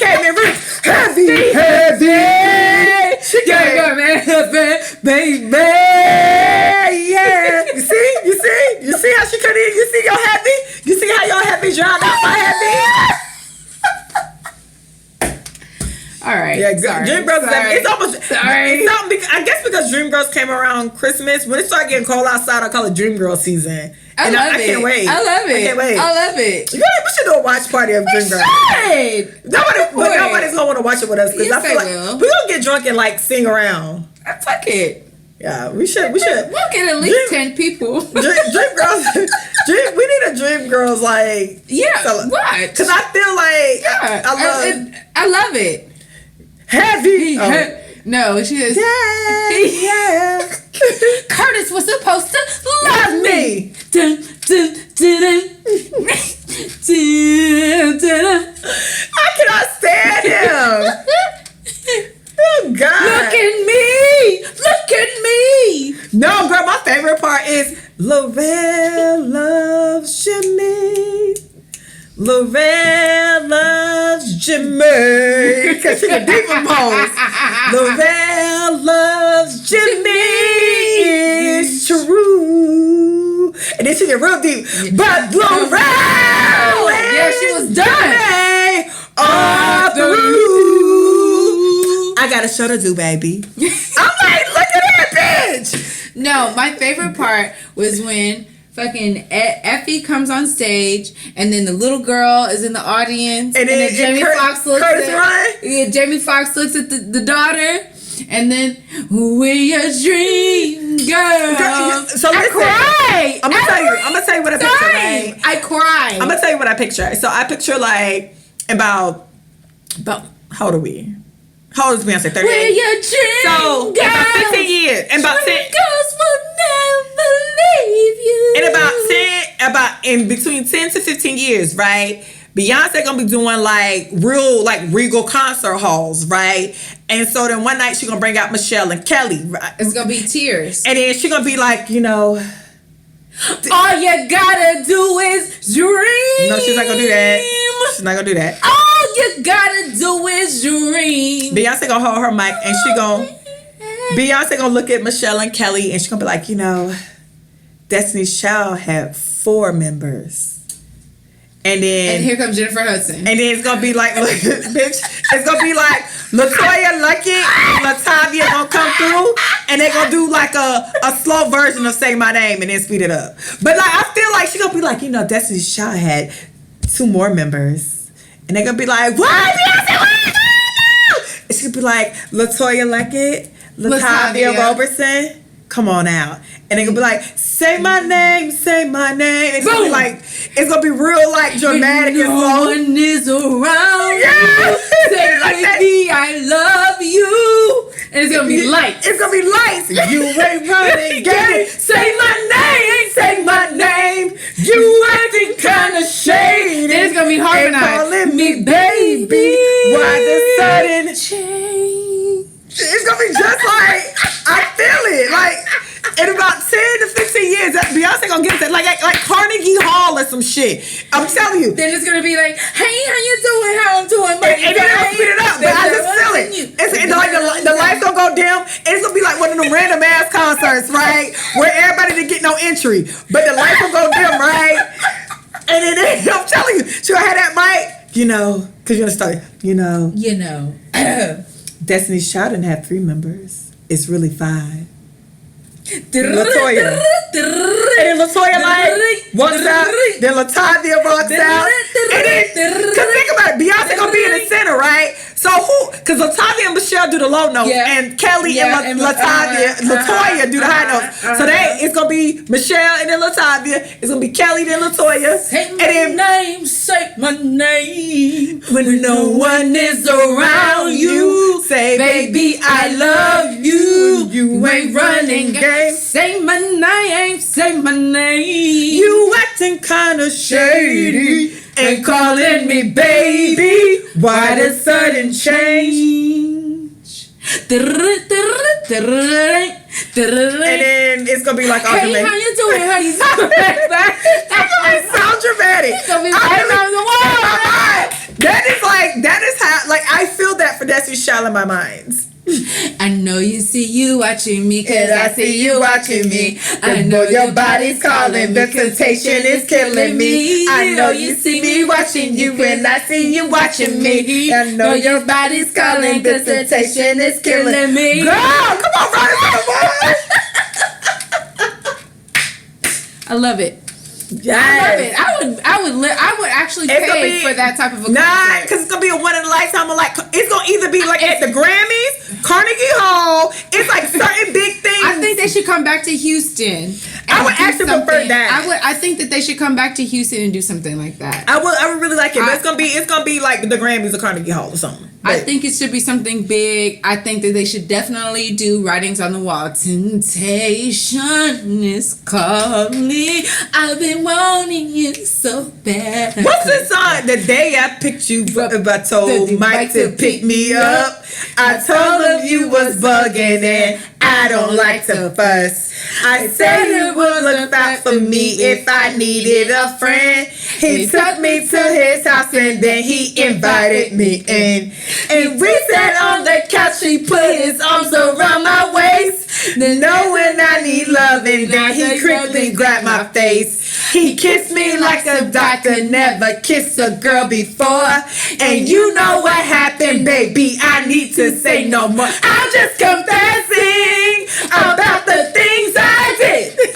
Damn, let me tell you, that album was a fucking vibe. That was me. I actually prefer that. That was me freshman year trying to I was singing to guys that I liked. But of course, you know, I'm fucking a freshman in high school. Remember when LaTavia led the song? Yes! Couldn't tell little Jackie nothing. Come on, LaTavia. 16, thought she knew it all. She wasn't that deep, bitch. That's how I saw you. She was searching for the love she missed, yeah. Listen, I'm going to tell you something. The Writings on the Wall, my two favorite Destiny Child album, Destiny Child and Writings on the Wall and Destiny Fulfilled. I actually didn't too much care for. I didn't actually care for that one with Emotions and all that bootylicious shit. And I don't think that one aged well, looking back. No, the one with Can You Keep Up, Baby Boy in the Middle. That's Destiny Phil. Even though Bugaboo didn't age well either. You make me want to, but they didn't age well. You make me want to throw my pager out the window. Tell Emmy look ahead them fucking Latoya was swoop. Latoya was my favorite person in the group. Actually, she was. Latoya was everybody. Listen, let me tell y'all bitches really be trying it now. Like I get the whole frenzy about Beyonce. I love Beyonce as well, but. When Writings on the Wall was out, was my favorite. Thank you. Latoya was my favorite. No, Latoya was high key everybody's favorite, and LaTavia was probably everybody's second favorite. People weren't really checking, and people really be acting like they want to have like amnesia about it. I'm like, Latoya was really I liked Latoya was my favorite, and I remember everybody thinking Latoya was so pretty. I loved Latoya. Yeah, I liked her over everybody, and I liked her over everybody, and I remember everybody like in my neighborhood as well, like because I had my hair long like hers, and I wanted to I had a girl down the street I wanted to get a swoop. She was growing her bangs out to get Latoya's swoop. I wanted to get a swoop. Latoya was a thing. Yes, like, Latoya was it. Y'all want to act like y'all forgot when they had that I Hate Beyonce website back in the day. No, and no disrespect, but at the end of the day, I vividly remember everybody. Everybody, like every girl group, you had your favorite. I think the only girl group, with the exception, you gonna say Chili, but I think the only girl group with that exception might have been TLC, because that was the only time I knew people who didn't. I liked Chili, but I knew people who liked Left Eye and TLC. I loved Chili, but I remember everybody. It was like unanimous. Yes, Latoya was that bitch. Yes, she was the girl. That's why I was happy when Torn came out and she got her life. Torn in between the two, cause I really wanna be with you. Come on, Torn was a good one. Yeah, she did. Part of me wants to leave you. Actually, Latoya has had really good albums the whole entire time. She just shouldn't have messed with Slim. She should have left him alone. Well, you know what? We all do our thing. We all do. Never mind. She married now with a baby that looked just like her. God Remember, bless. Latavia was on the Just For Me commercial. I want style, body and shine. Look to help me all mine. Hair so soft, silky and free. I want something just for me. Just for me. Yes. But yeah. God. So I don't know where that went, but shout out to Writings on the Wall. Shout out to Destiny Child, Latoya Lucky, and You were my Latavia. favorite girl. You was everybody's favorite. Shout out to Beyonce, because that solo, that one BET performance in that silver outfit during Deja Vu is what really the fuck sold me. But girl, that When silver, she did her hand like that. Yes. I got it. Okay. Okay, so anyway, so also, let me tell y'all how, I posted it. So the nigga that ghosted me, unghosted me. Bitch, he said nope. So I thought I blocked the nigga. Apparently I didn't. So one night I'm minding my business. I get like a picture. And I'm like, how the hell am I seeing this nigga's picture? And then I realized that he DM'd me because I was already in Instagram. So when it came on my when it came, when the message came up, I hit it. Like it was a message, it was a DM. So I hit it and then I realized I was in the DMs. And then I should have put, what the fuck? I thought I blocked you. What did that nigga tell me? Nope. That nigga told me no. So then I promptly blocked him. Good. And that's that on that. He doesn't deserve it. Listen, ghost me once, shame on you. me. No, you. Not you. Not you. Ghost me twice. Shame on you. Ghost me the third time. Bitch, you stupid. I was the third time. Stupid bitch. Yeah, the fuck. Yeah, no. So, niggas, I told y'all on this show that when you ghost somebody, they'll come back. And that's They that. always do. They do. They fucking do. Same thing. Oh, and Tyler Perry Studios. So congratulations to them. That is amazing. But I was reading on Twitter. It's so funny. Like when Black people do something like that, like amazing. Like Black people feel like the discount is already going to be added to us. And somebody had said that he had charged the Coogler guy that did Black Panther. He charged him I don't know if this is accurate or not, but they said that he charged him like $80 million to do the sound stage for Black Panther. But why if there was a cheaper studio, why didn't he go to a cheaper studio? Again, yeah, right. Like how much? I mean, 80 million is a lot. Because my thing is, if you went to Tyler Perry isn't the only studio. Right. Warner Bros, Paramount, Fox, right. So it's just. So I beg to differ that Tyler Perry might be the cheaper one because you didn't have to go to Tyler Perry. You could have easily just shot wherever in LA. Tyler Perry isn't the only studio. I agree wholeheartedly, but the argument was, niggas get so excited about this type of thing, but they forget that, he still has to make money on the back end, right? Like he still, and he should. And we as Black people should not expect a discount or a lower, or not necessarily a lower price, but we shouldn't be expected to be discounted just because we're all Black. I mean, it sounds stupid to me that he would say he charged him $80 million when they shot Black Panther, that was about 3 years ago. Tyler Perry's studio has been functioning for a few years now. Right. This was, I guess, everything is in place now for him. Yeah. So now he's now wanting to do an opening. But let's be clear, he's been running movies in that space since 2015. That's first and foremost. However, he's not the only studio. That studio's in Atlanta. The major studios are in LA. There are multiple studios in LA. So if Tyler Perry charged Adam or whatever, Ryan Coogler, $80 million, I'm under the impression that Warner Bros, Paramount, Disney, and whatever else is out in LA, Universal or whatever, was more expensive. And at the end of the day, that is still a business. Yes, it's historical that he's the first black man to do it, or black person, in a matter of fact, to do it. Yes, it might be cool that a black person owns it, but at the end of the day, it's still a studio lot that's open for people who are making movies, and he still needs to make money. It's still a business. So I don't want people to make this great gesture from Tyler Perry a negative thing, because people tend to make stuff very fucking negative. Tyler Perry, it was homeless. He was molested. He had to deal with, homelessness and all that extra shit. So he deserves the respect. He deserves to be able to have his lot the way he wants to have his lot. He deserves whatever he wants, because he's not like some trust fund kid. Mm-hmm. He was in his car doing plays and making money. He said the house that Madea made. And I always say this about Tyler Perry.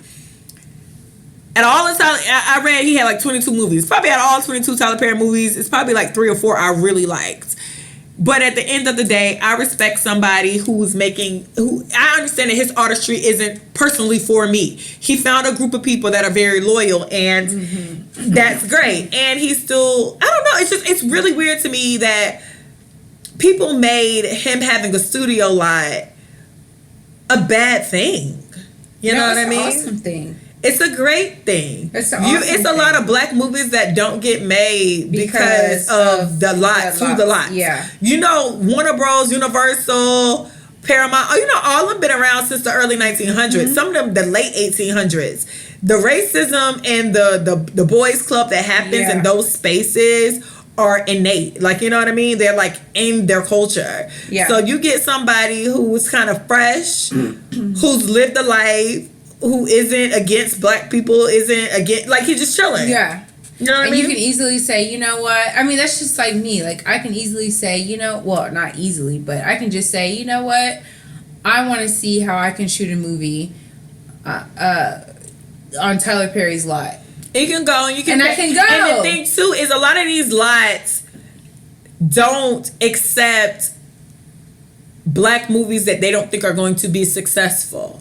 So if y'all ever realize that a lot of these black movies, they go really hard in their promotion because they're trying to prove to these studios that they're marketable and that they make money. Yeah.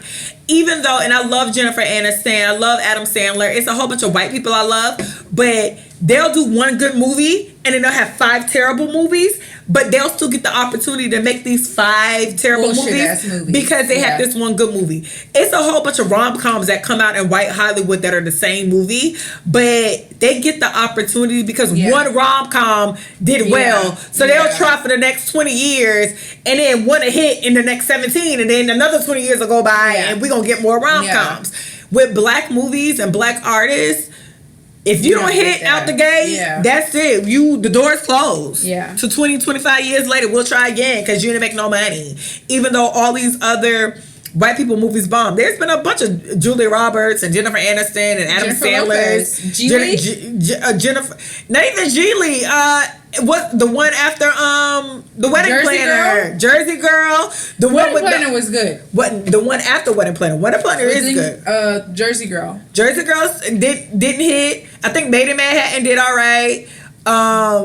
Not even Jersey Girl. It's the one. She just had one with her best friend who was a Scientologist. Oh, okay. I don't know that one. Queen of, that one. She was on Queen of Kings or whatever. King of Queens show. Queens. Yeah, Leah Remini. Yeah, but they still give certain people a chance to keep making movies in the hopes they will hit. But if a black person don't hit, that's it. The door's closed for the next few years. Yeah. So now we're in a space where you can kind of go to somebody, and because Tyler Perry movies aren't for every black person, he's probably more open to hearing different movies and roles because his movies didn't make it to Hollywood. He said himself that he's been mostly ignored in Hollywood. You know what I mean? And now that I'm thinking, I don't think, because somebody said, it was like, well, I hope his writing gets better. My thing is, I hope Tyler Perry's writing, if you don't like it, evolves more for the people who watches his films. Yeah. I'm a person who I can hit or miss with Tyler Perry. I like Tyler Perry as a person. I like the works I do. I like Why Did I Get Married? I like Good good deeds. I like A Family That Prays. Days of Girls is cool. And I actually like the reunion, the Tyler Perry reunion. Yeah. But I hope his work evolves for his true hardcore fans. You know what I mean? I'm not a true hardcore fan. I hope it evolves for the people who go see his movies every weekend. Diary of a Mad Black Woman. That's and I don't mind that one either. That's the first one. But I was just like, in general, I just hope his work evolves for the people that really love his work. I read a comment online. God is your everything. I read this person commenting. It was like, well, I was with his studio until I seen the prison and the hospital. What's he trying to do on the lot? And then I was like, you realize those are fake. You realize they tape shows. You realize that shows are taped. Shows are also taped in prisons. Replicas? Right. I'm like, so y'all think people be in LAX? Y'all really think people be in Cedar Sinai? Y'all really think people be just Grey's Anatomy? Just in Seattle in the Real Hospital. That's what y'all think. So in prison, you think they like gauze? Gauze. Put in prisons because we about to take this. No. Don't let them out. Don't let them out. Because we gotta take. We on location. So y'all don't think that shit is fake? He dead ass like, because they had a prison and a hospital, and I was trying to figure out, wait, the fake shit. My brother. Okay. So yes, I I see like some video tours of his lot. place, his lot. His lot it had like, and lots. I went on a lot before back in the day, and lots have multiple eras, multiple cities, multiple locations. So when you're riding through a lot, it'll be like you'll be going through what they consider like New York, and then you'll keep riding. And it'll be like the slums. It'll be like the hood. And then if you keep riding. Yeah, because he had the White House in there. Because he had the White House show. Because somebody was like, well, so he's going to tear it down when his show was done.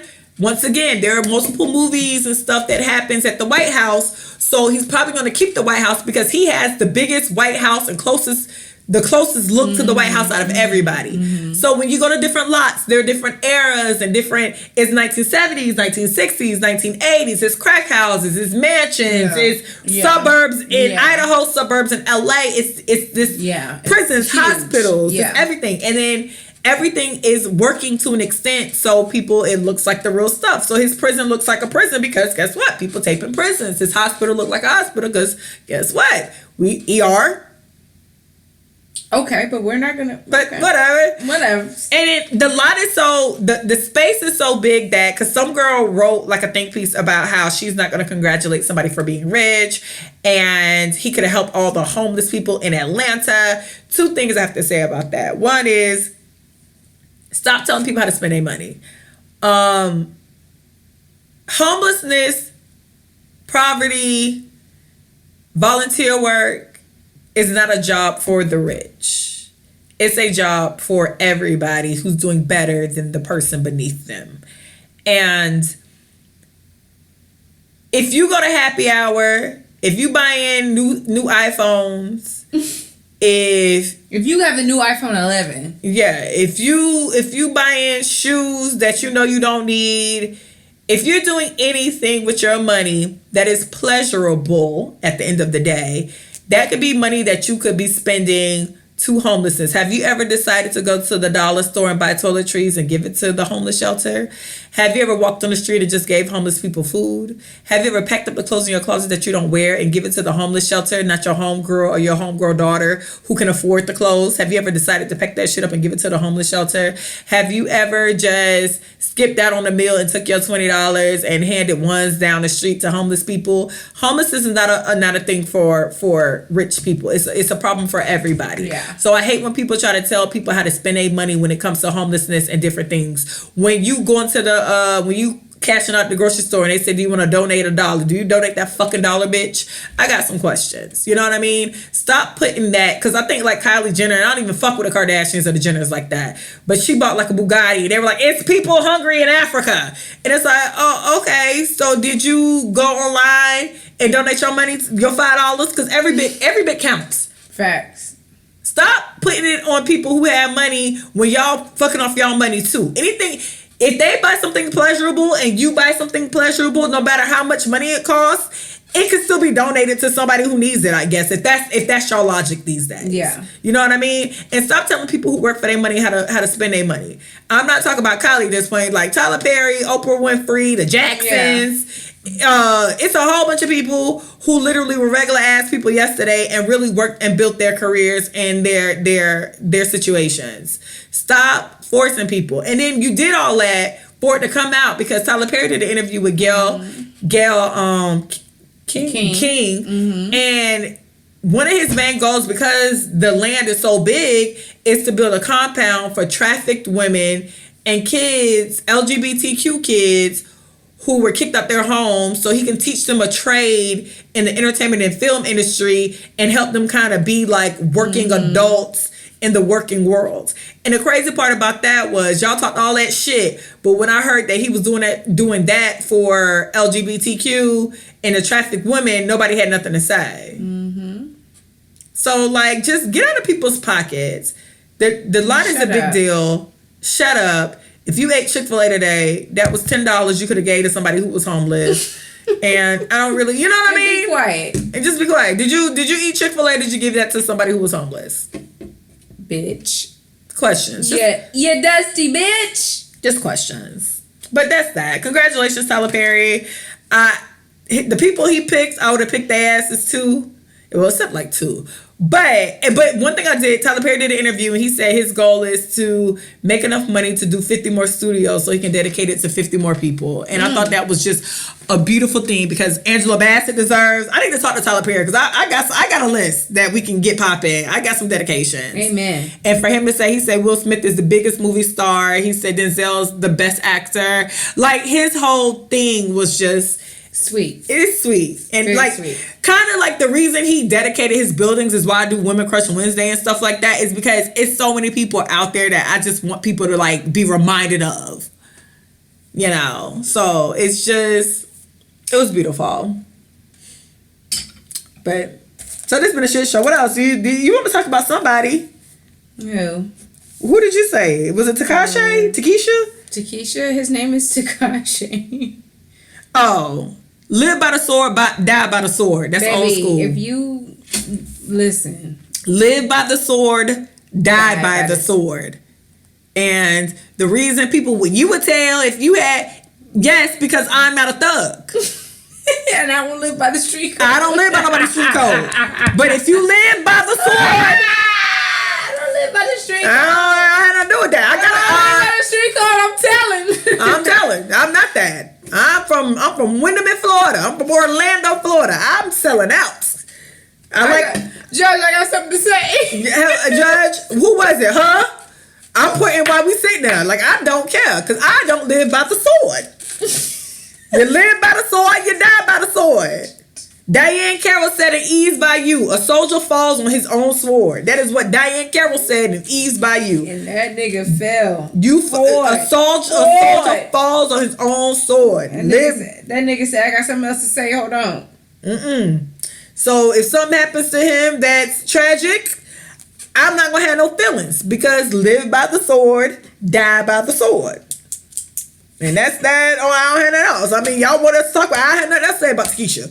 Live Takesha and die. Takesha's fucked up. Takesha's fucked up. I'm not a drug dealer and I don't date drug dealers. Why? Live by the sword, die by the sword. I understand. Takesha, you Takesha.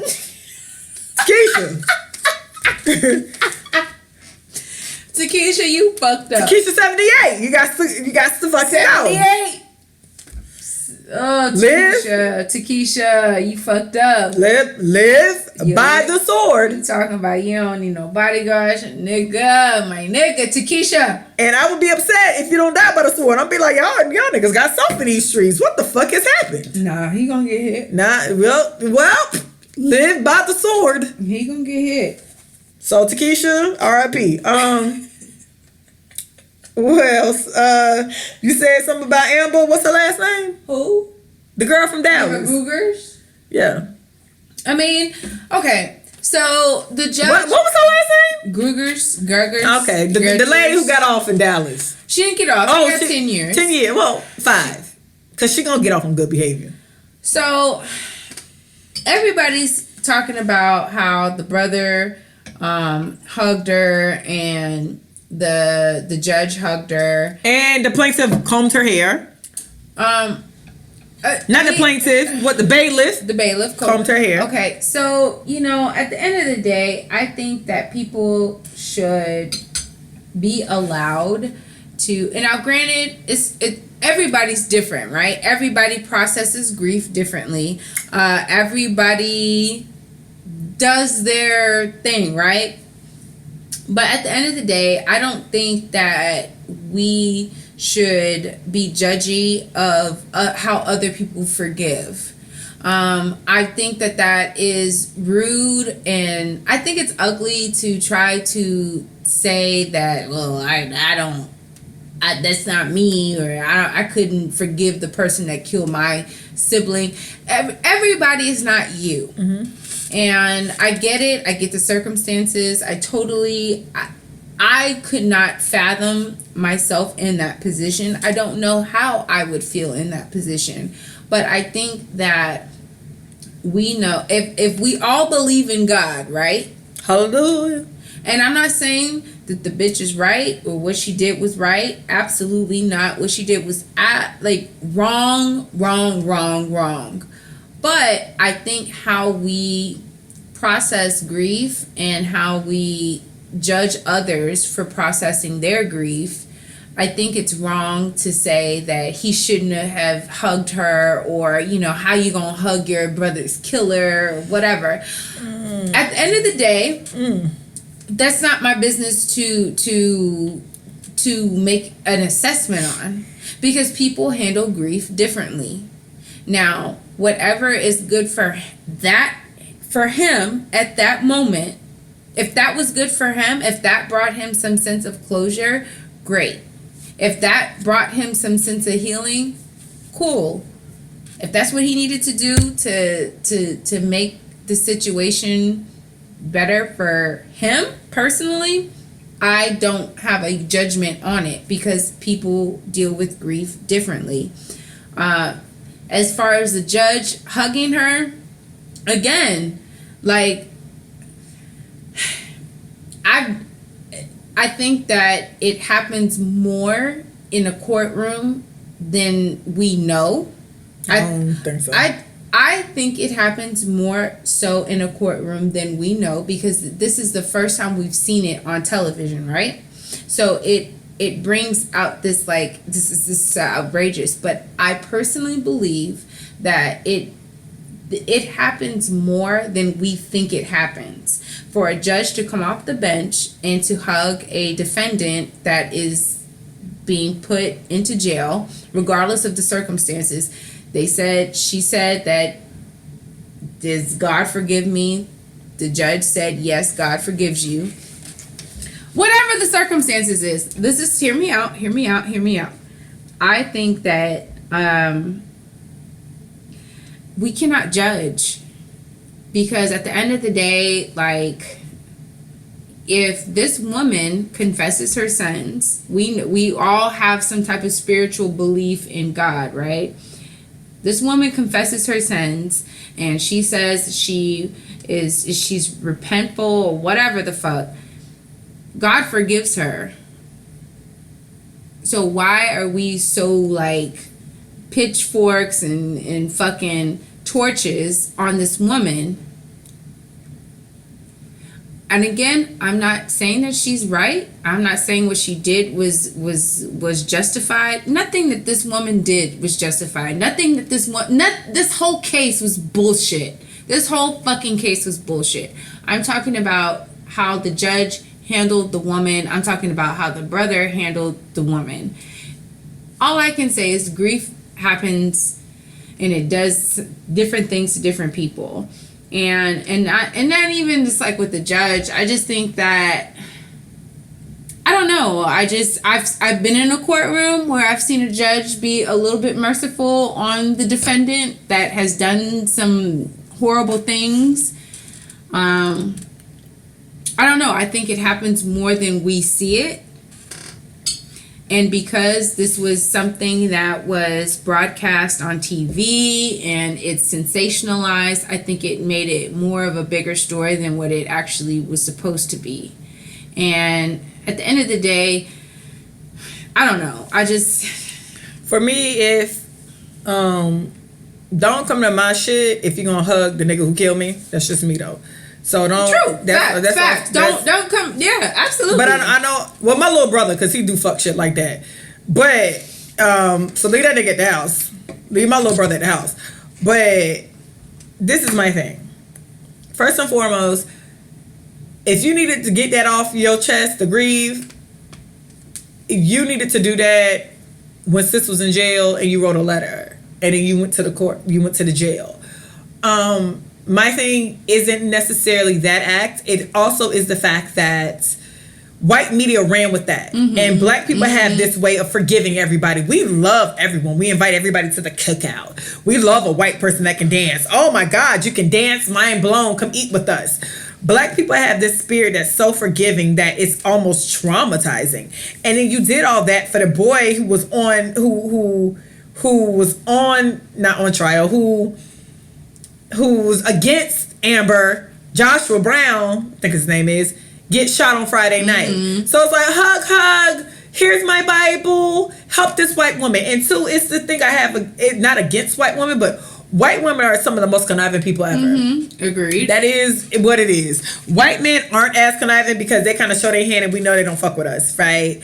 So it's like this whole damsel in distress thing that black people tend to do, especially black men for white women. Mm. So it's like, well, can I hug her because I need to be okay. And I get, and I said it, he probably needed that for himself.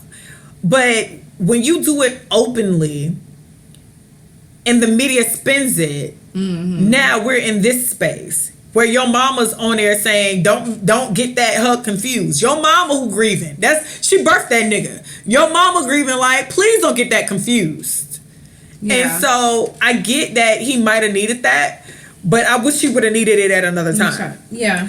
And again, and with the judge, somebody has filed a suit calling what she did unethical because that isn't ethical. You can't come down to your goddamn bitch and hug people and give people Bibles because once again it comes across as it still comes across as this whole black people coddling white women and helping white women and hugging white women and oh my God, the white girl. And it comes across as that. Because the reality is, if that was some guy who was a killer, she wouldn't have did that same bullshit. And most judges aren't women anyway, so I refuse to believe that's protocol in nobody's courtroom. White men are a lot of judges. Yeah. White men don't give a fuck about them niggas they send into jail. They're not coming down there trying to help them niggas. I seen one case, and it wasn't even a judge. It was like the sheriff helped the white girl who daddy like manipulated her, and it was like a whole story on 2020. But most judges are white men. White men aren't being sympathetic like that to everybody that's on their trial, especially the black people that's on their trial. Agreed. And they send it to jail. I just think it was sensationalized more than what it was. It would have been sensationalized anyway because it was already in the public eye. So I mean, it was sensationalized because it was in the public eye. But the reality is, she should have known it was in the public eye. Set her ass at that fucking bench. He should have known it was sensationalized. Set his ass up there and be like, all right, listen, I forgive you. I'm gonna have to holler at her later, though. I'm gonna write her letter when she get to jail. Like, and then white media gets a hold of it, and then it's like black people like, look at them forgiving her. She doesn't deserve 5 years. Oh my God. When she does, who walks into a house and not know it's their fucking house? You fucking lying bitch. I walk into I know what my house looks like. Facts. I'm standing next to this fucking wall and somebody shoot the fuck out of me, and y'all like, oh, but I didn't know that was in my house. Bitch, the Recovering Party Girl's wall? I literally have a Recovering Party Girls wall in my house. My fucking furniture. I don't care how tired she was. She worked 13-hour day. I know people who work 13, 14, 15-hour days. That's not a, that's, I know people who've been drunk and shit and walked in their house. Bitch, you shot that motherfucker. You deserve jail. Like, you deserve jail to the extent. The thing is, it's not Fed time. So she probably only gonna do 5 years. But I don't think she deserves grace and mercy and hugs when it really has came out that she is racist as fuck. And I just don't think, it's just this whole thing of, Black people have a weird way of forgiving, and I think Black people should be forgiving. I live in like a double space. I live in a space where I won't say pro-Black because that's extreme. And there's a lot of white shit I like. I live in like a double space, like it's a double tundra. I live in like this double space, double standard. So I think the gestures were too much. If you needed forgiveness from that girl, you should have wrote a letter, because you should have been like, listen, because I know the guy who shot the football player, he just got out of jail like last year. He played for Ray Caruth. Ray Caruth. I know Ray Caruth's baby mama's mama is cool with him. She didn't hug that nigga in court. They ended up writing letters, and now they cool. You know what I mean? He out of jail now, so I wonder how they do. Oh God, how is Ray Caruth doing? He got out. But anyways, like that. And then even if she want to get that girl her Bible, you are the fucking judge. You could have gotten that girl your Bible without this whole symbolic thing. She was doing a lot of shit for the cameras too. I agree. You could have easily gave that girl you're the fucking judge. You could have found that goddamn girl, opened her goddamn cell, talked to her, and gave her the Bible. Yep. She did that shit because she knew the cameras was on. That judge is trying to get a goddamn reality TV show like Judge Judy. Fuck that bitch too. So like, and again, but we have to recognize what's genuine and what's not disingenuine. So if we know that something is being heavily publicized on, but no, this is the thing. If somebody would came out, I was like, that's how that judge is. My brother got convicted. Yeah, or my cousin. Nobody said shit. She did that shit because the cameras was fucking rolling. Again, if we know that, right, then we know that what she was doing is solely based on the fact that because there were cameras in her court. Because there's a guy, and they end up showing all his film. Everybody who came in with a traffic ticket, if they had their kids in there, he'll make the kid come up and sit with him. And he's like, tell your mommy she's going to jail. Like, you're going to jail, mom? And he'd be like, okay, you just got to pay the tickets. And he was like, hit the gavel. And he'll do that every time. And it was like multiple videos of this guy doing the same thing with people with kids. She chose this moment to, here's my Bible. And, Psalms. Because, Black people love Psalms. Psalms. It's like Black people love Psalms. Black people really do love Psalms. I think because it's quotes. Psalms is a lot of quotes. You know what I mean? Like a lot of the Bible's like you got to read 8 verses to get to the point. Psalms is like live by the sword, eye for an eye. No, bitch. It's yea, do I walk through the valley of the shadow of death, I shall fear no evil. Psalm 23. They is Psalms 23 ass motherfuckers. Get your life. Let me stop saying that. I can't. God, I'm sorry. Okay. But either way, y'all dirty. Dallas, y'all trash for the way y'all killed that boy and trying to say it was a drug. I read up on. Never mind. Anyways, with that being said, God bless. And I do think Black people have a way of being. I do think we should be forgiving, but I think we have a way of being too forgiving. And I think we'd be too forgiving with white media looking at us, and then they sensationalize the forgiveness. So then it's like, oh, look at this poor white little girl, and I don't like that. The niggers. Look at them, because they forgive her. If they forgive her, they know that's wrong. Look at the Negroes. But do y'all. God bless. I hope that family heals. And that's all I got on that. That bitch out here holding Bibles. Was it the King James Version, bitch? Never mind. But we got a letter. It was something else you wanted to talk about, but I forgot. But we got a letter. Was it the King James Version? Was it the King James Version? Questions that need answers. Shit. Okay, so we're going to call you Ruby Bridges. Ruby Bridges. Oh, this is Moisha's diary. The letter is written by Ruby Bridges. Ruby Bridges is, you guys know who she is. She's a 6-year-old that was the first person to segregate an all-white school. Amen. She was in kindergarten and they made them. It was in New Orleans. She was in kindergarten. They made her test. She passed the test. She was one out of 6 people, I think, in like that state or that county that passed the test. However, she was the only person that went to that white school. Her dad said no. Her mom said yeah, because the all black school was pretty far away. The all white school was only 5 blocks. So when they decided to let her attend the school, they had to get the marshals and the FBI and everybody else, you know, armed guards, because, you know, white people was racist as shit and was trying to beat up a fucking 5-year-old for going to school, but neither here nor there. Trash, and y'all still be trash to this day. The funny part is she was only 5, so, and they're from New Orleans, so she thought it was like Mardi Gras. She thought like she had God bless her. She thought the armed guards and her riding in the back of the car and all the white people outside was like a Mardi Gras. Her. Yeah, girl was trying to kill you. Really, they were trying to kill you. They were trying to kill you, sis. So the beautiful part about it was, she got to the school, she went in, people boycotted, so she was in the principal office for the first day, same thing as the second day, and then maybe a couple of days later, she met Mrs. Henry. Mrs. Henry was from Boston, and she was the only teacher that wanted to teach her, and everybody pulled their kids out of Miss Henry class. So for the first year, Ruby and Miss Henry were the only ones in the class, and they set their desks right next to each other and they helped each other. She wasn't allowed to go to recess. She wasn't allowed to go to cafeteria because, you know, the kids were starting her lives. When she needed to go to the bathroom, armed guards would walk her to the bathroom. Mind you, y'all, this is a fucking 5-year-old. Like that's sad. Like, it's super sad. Like, it's a kid.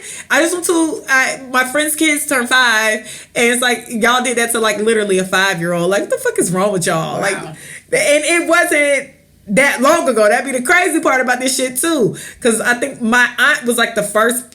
Was it my mom? 1966. I remember like one of my aunts were telling it might have been my mom or my aunt. They were saying they went to school the year school was segregated, but then I have a bunch of aunts that went to school before the schools were segregated. So it's crazy. So she was only 5. So eventually everything got better. She's still alive now. I think she's in her 60s or like 65 or something. But she's famous for that. But then in 1963, Norman Rockwell made that painting, which is super popular. It's a little black girl with her little pigtails in her white dress walking with these armed guards. And that really is Ruby Davis walking into school because, you know, they had to protect the 5-year-old from getting the shit beat out of her from white people. Of course. Just trying to learn her ABCs. Amen. So, Ruby Davis, we see you. We love you. Shout out to you. And shout out to Mrs. Henry. Even though I talk a lot of trash, in order to be progressive in anything, you need allies that aren't you. So gay people need straight people, black people need white people, Spanish people need black and white people. Everybody needs somebody else from some other culture and class and age to help push their agenda. So thank you, Mrs. Henry, for, you know, teaching the 5-year-old. Amen. Whatever.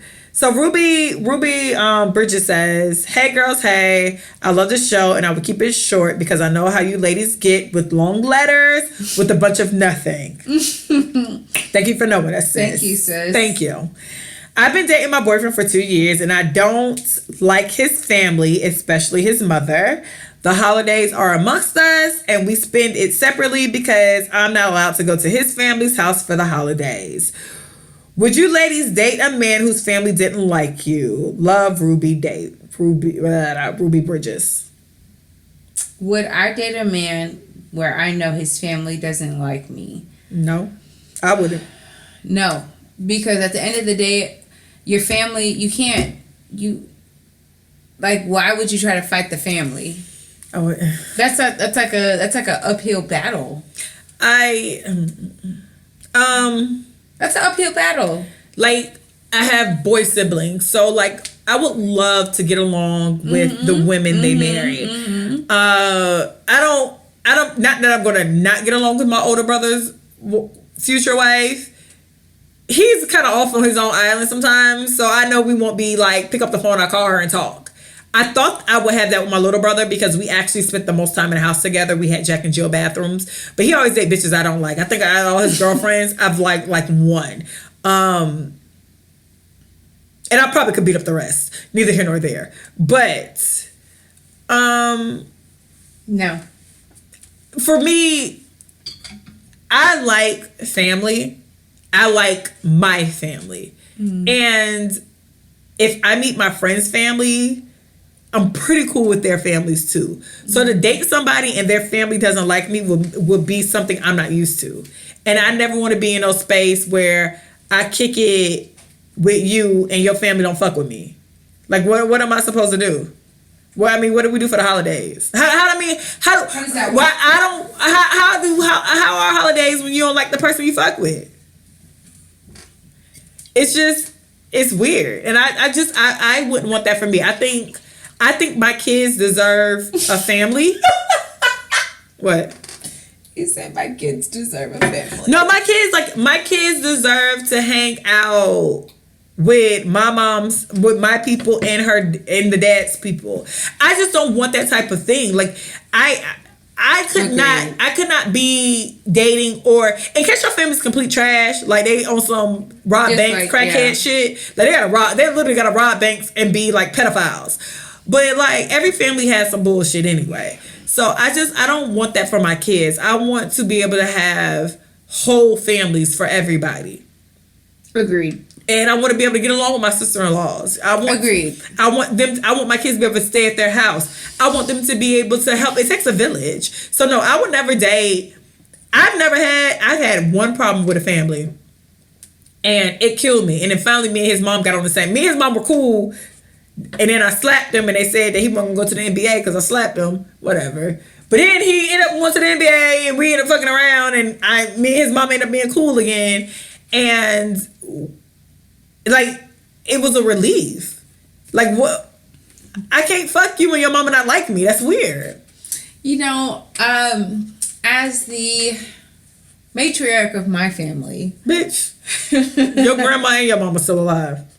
but I'm the matriarch. I'm the one that says who stays and who goes. I don't think that's is that that's your matriarch? What? Whatever.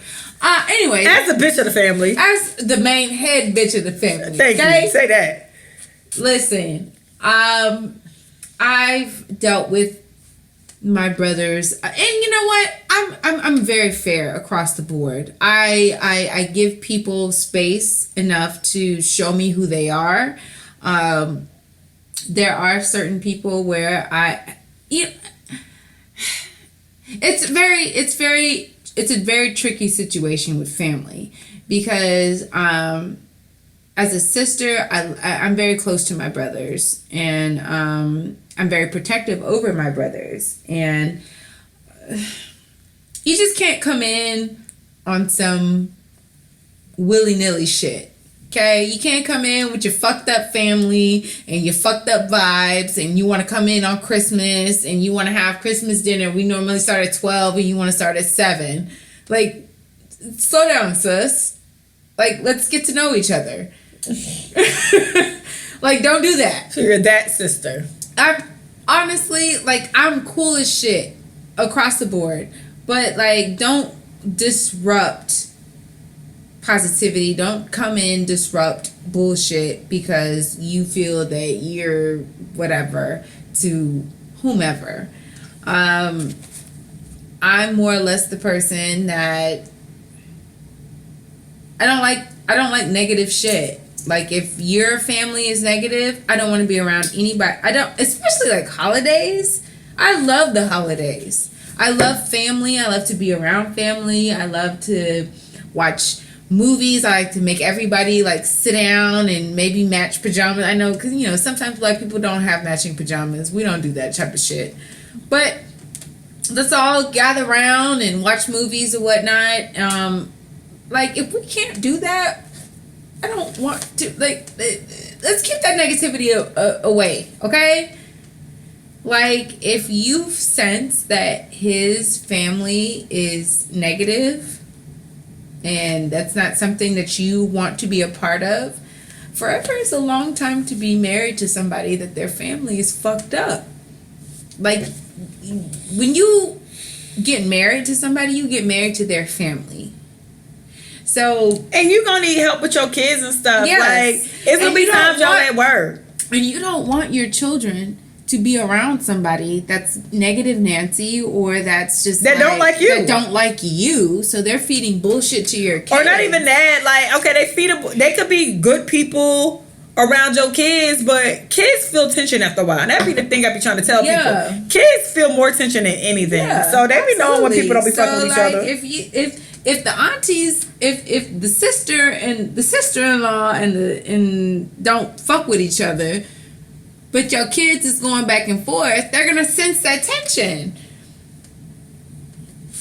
Like, and just why would you want that? Why would you want that? I wouldn't. I don't want that. I wouldn't. I don't want that. I want, if I'm going to be married to somebody, I want to be able to have the first relationship I'm going to develop is with the sisters. And then it's going to be with the mother. Then with the father. And then everybody else that's secondary to them.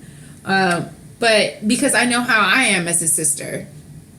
Like, when girls think that they can just come in and try to dominate. No, first of all, sweetie, I'm not saying that I'm the queen bee of my family, but I'm the queen bee of my family. My mama's my queen bee of our family. If my mama don't fuck with you, I don't fuck with you, and that's just that on that. I don't fuck with you, my mother doesn't fuck with you, and my grandma don't fuck with you.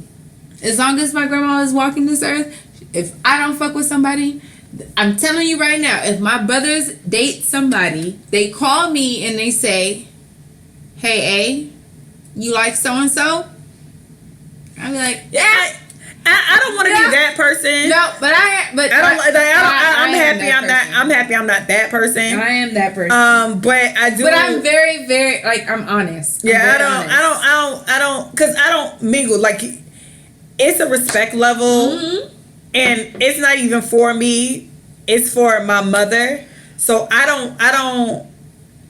could almost be cool with you. But if you think you about to come in, and I know how much my mom does for my siblings. Yeah. So when you come in, you think you about to run some shit, when niggas is really bum fucking niggas, if it weren't for my mama and her money, that pisses me off. You know what I mean? Right. You know, we in a situation right now. We've been in a situation twice with the young one. And it was like, you realize you're taking care of that girl because your mama pay your car note and your daddy pay your car insurance, or however they fucking split that shit. You realize that, you know, you got a child and you bought a TV for Christmas and everybody else bought your child gifts. Neither here nor there. No shade. But I don't like mess. I don't like mess, and I don't like mess when I know how deep in the gutter my mama would get for us. Yeah. Like, my mama is the kindest woman you will know. She will buy you damn near anything. If she got a little funny now with her money. But prior to getting a little funny with us. Thank you so much for my gift though, Miss Kim. I appreciate it. Oh, thank Ma, because she did buy me that and put a wig in it for me too. Neither here nor there. But my mom is very kind and giving. And when my mom was shelling out thousands of dollars, you know, for certain things for you, and then you let some buckhead bitch come slide in. A buckhead bitch. Dirty foot, dumps of juice. A dirty foot. Girl, you know, some girl had her sister text my mama and was like, I will fight you. Listen, but see, this is what now? She hit my mama up. So this is a story. Fuck that shit, because who the fuck that nigga ain't gonna fight me? No. So a sibling of mine that's younger, has a habit of dating busted bitches anyway. Fuck them hoes, because y'all can't whoop my ass. But he has a way of acting. What did he say to your mother? Stuff. What did he say to your mother? So a whole situation goes down. And my mom gets a text from the girlfriends, the quote unquote girlfriends. The girlfriend of the brother, the youngest. The girlfriends. Okay. Her siblings. Her sibling. Now, mind you, they look like the girl sisters. Well, the girlfriend looks like the girl sisters from the Proud Family. Neither here nor there. But just thought it'd be a fun fact. So the girl's sister hits my mama up and was like kind of checking, because I can't go into like the depths of it, but understand that she was trying to check my mama, because my mama, we found out some information that we weren't privy to, and then she was trying to kind of like check my mama about the information that we just found out. But in the middle of it, but then in the middle of it, I guess she thought my mom worked customer service for a telecommunications company. My mama has not worked customer service since, she's been a kid, because my mama ended up getting their phone number. So she's like, I'm about to call your job for a violation of something, she said. I'm like, bitch, you don't work for no telecommunications company like that.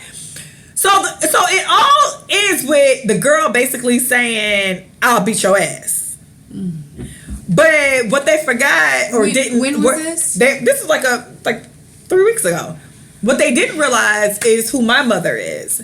My mother is super professional. If you hear her on the phone, she sounds like a white woman. She actually looks like a white woman, truth be told. But my mom's very much so. If you don't meet my mama in the element, you don't. Tell her what? If you don't meet my mama in the element, you don't know my mama is about the element. You know what I mean? So quickly, my mama went into the element. Like, if you catch her out the element, never know it. Catch her in the element, her at Central. So my mama straight up was like, listen, you dumpster juice, bitch. You and your dirty foot sister. And my mama kind of went the fuck off. The dirty like, oh yeah. My mama went low. When people go low, my mama go low. When people go low, my mama go lower. You know? So then it came down to the girl basically trying to say, like, I'll beat your ass. Mom was like, well, here's the address. Let me know when you're on your way. Because my mama cuts up the fuck like that. And then I want to phone my mom like, damn, you still can fight? Because I know 90s Kim. 90s Kim used to cut the fuck up. So I'm like, man, you kind of, this ain't 90s Kim no more. You sure you still got it in you? Because I'm in Texas. I can't help you if you get your ass beat.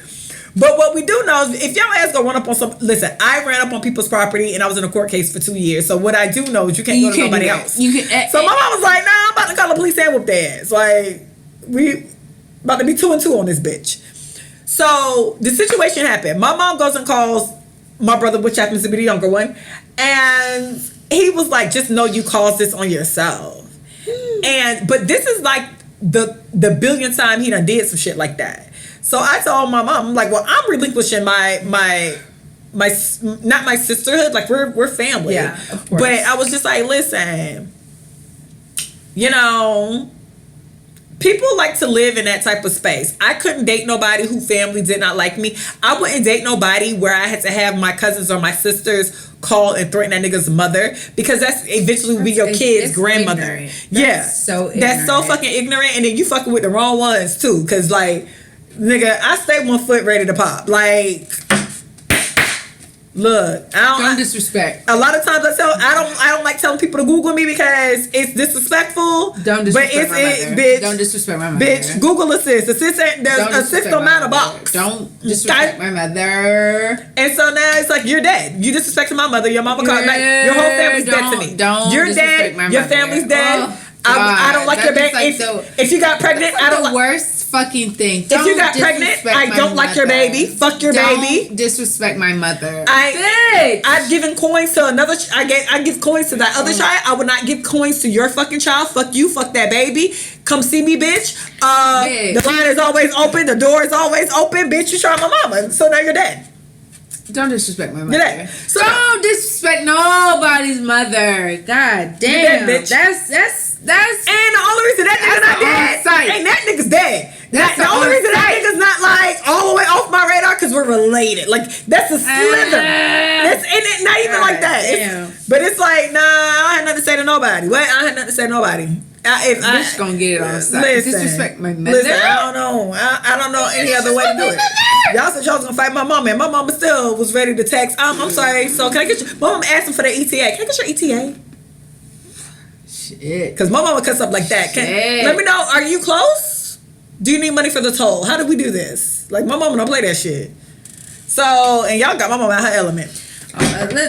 Don't fuck. Listen, if you got beef with your niggas, family, don't I do just don't it. understand how y'all would want that much contention because I can never be in a relationship with anybody where I can't get along with people. I love people families too much. I love barbecues too much. I love Christmas too much. I love Halloween too much. I mean, you just don't I love babysitters. Yeah. I love people who want to take my kids during the summer too much. Yeah. I love ice cream too much. I love pound cakes too much. I love sweet potato pies. All that. I want to take my kids. I love vacationing too much. Take them outside. Take them outside. And then at the end of the day, when you be having kids with people, that's still all the same genetics and DNA. Yep. So you having kids with niggas you don't like, essentially. It's all the same fucking DNA. When you weirdos. Don't do it, sis. If you don't like it, you don't get along with it. I personally don't want to be with anybody who I don't get along with their family. Facts. That's me. And FYI, anybody who wants to be in my family that don't get along with me, understand, I don't give a fuck about a fight. So you shouldn't want to be in my family either. Bitch. Bitch, I like cigarettes. I've retired, but just because I'm retired don't mean I can't come out of the retirement. God damn. But yeah. So yeah, they had my mama fucked up. My mama straight up sent her address. So this is the address. Let me know when you're here. Do I need to leave the porch light on? That's how my mama talk to people. Do I need to leave the porch light? Let me know. It's like, wow, who would have known? I was like, I don't know, you might be old. You might get your ass beat. But she assured me she wouldn't. But neither here nor there. So guys, catch us hopefully next week or the week after that one. Guys, I'm about to go home and I'm about to bring me some pesto pasta. Why are you eating pasta at midnight? Because I'm a horny bitch. What did pesto got to do with being horny? It curbs your horniness. Pesto Curbs horniness? Who said that? Well, catch me, Natoya Ebony, on all social media. Recovering Party Girls on IG. What is it? Oh, Recovering Party Girls Party Girl Spot on Twitter. Does it really curve you? I think you made that up. Pesto really curbs your horniness, so I need to go curb my horniness. Miss Cool in the City. Miss Cool in the City, guys. Miss Cool _ in the City. Bless y'all. Have a great night. We popping pussy. Don't date people who don't like your family. She's popping pussy. Bye.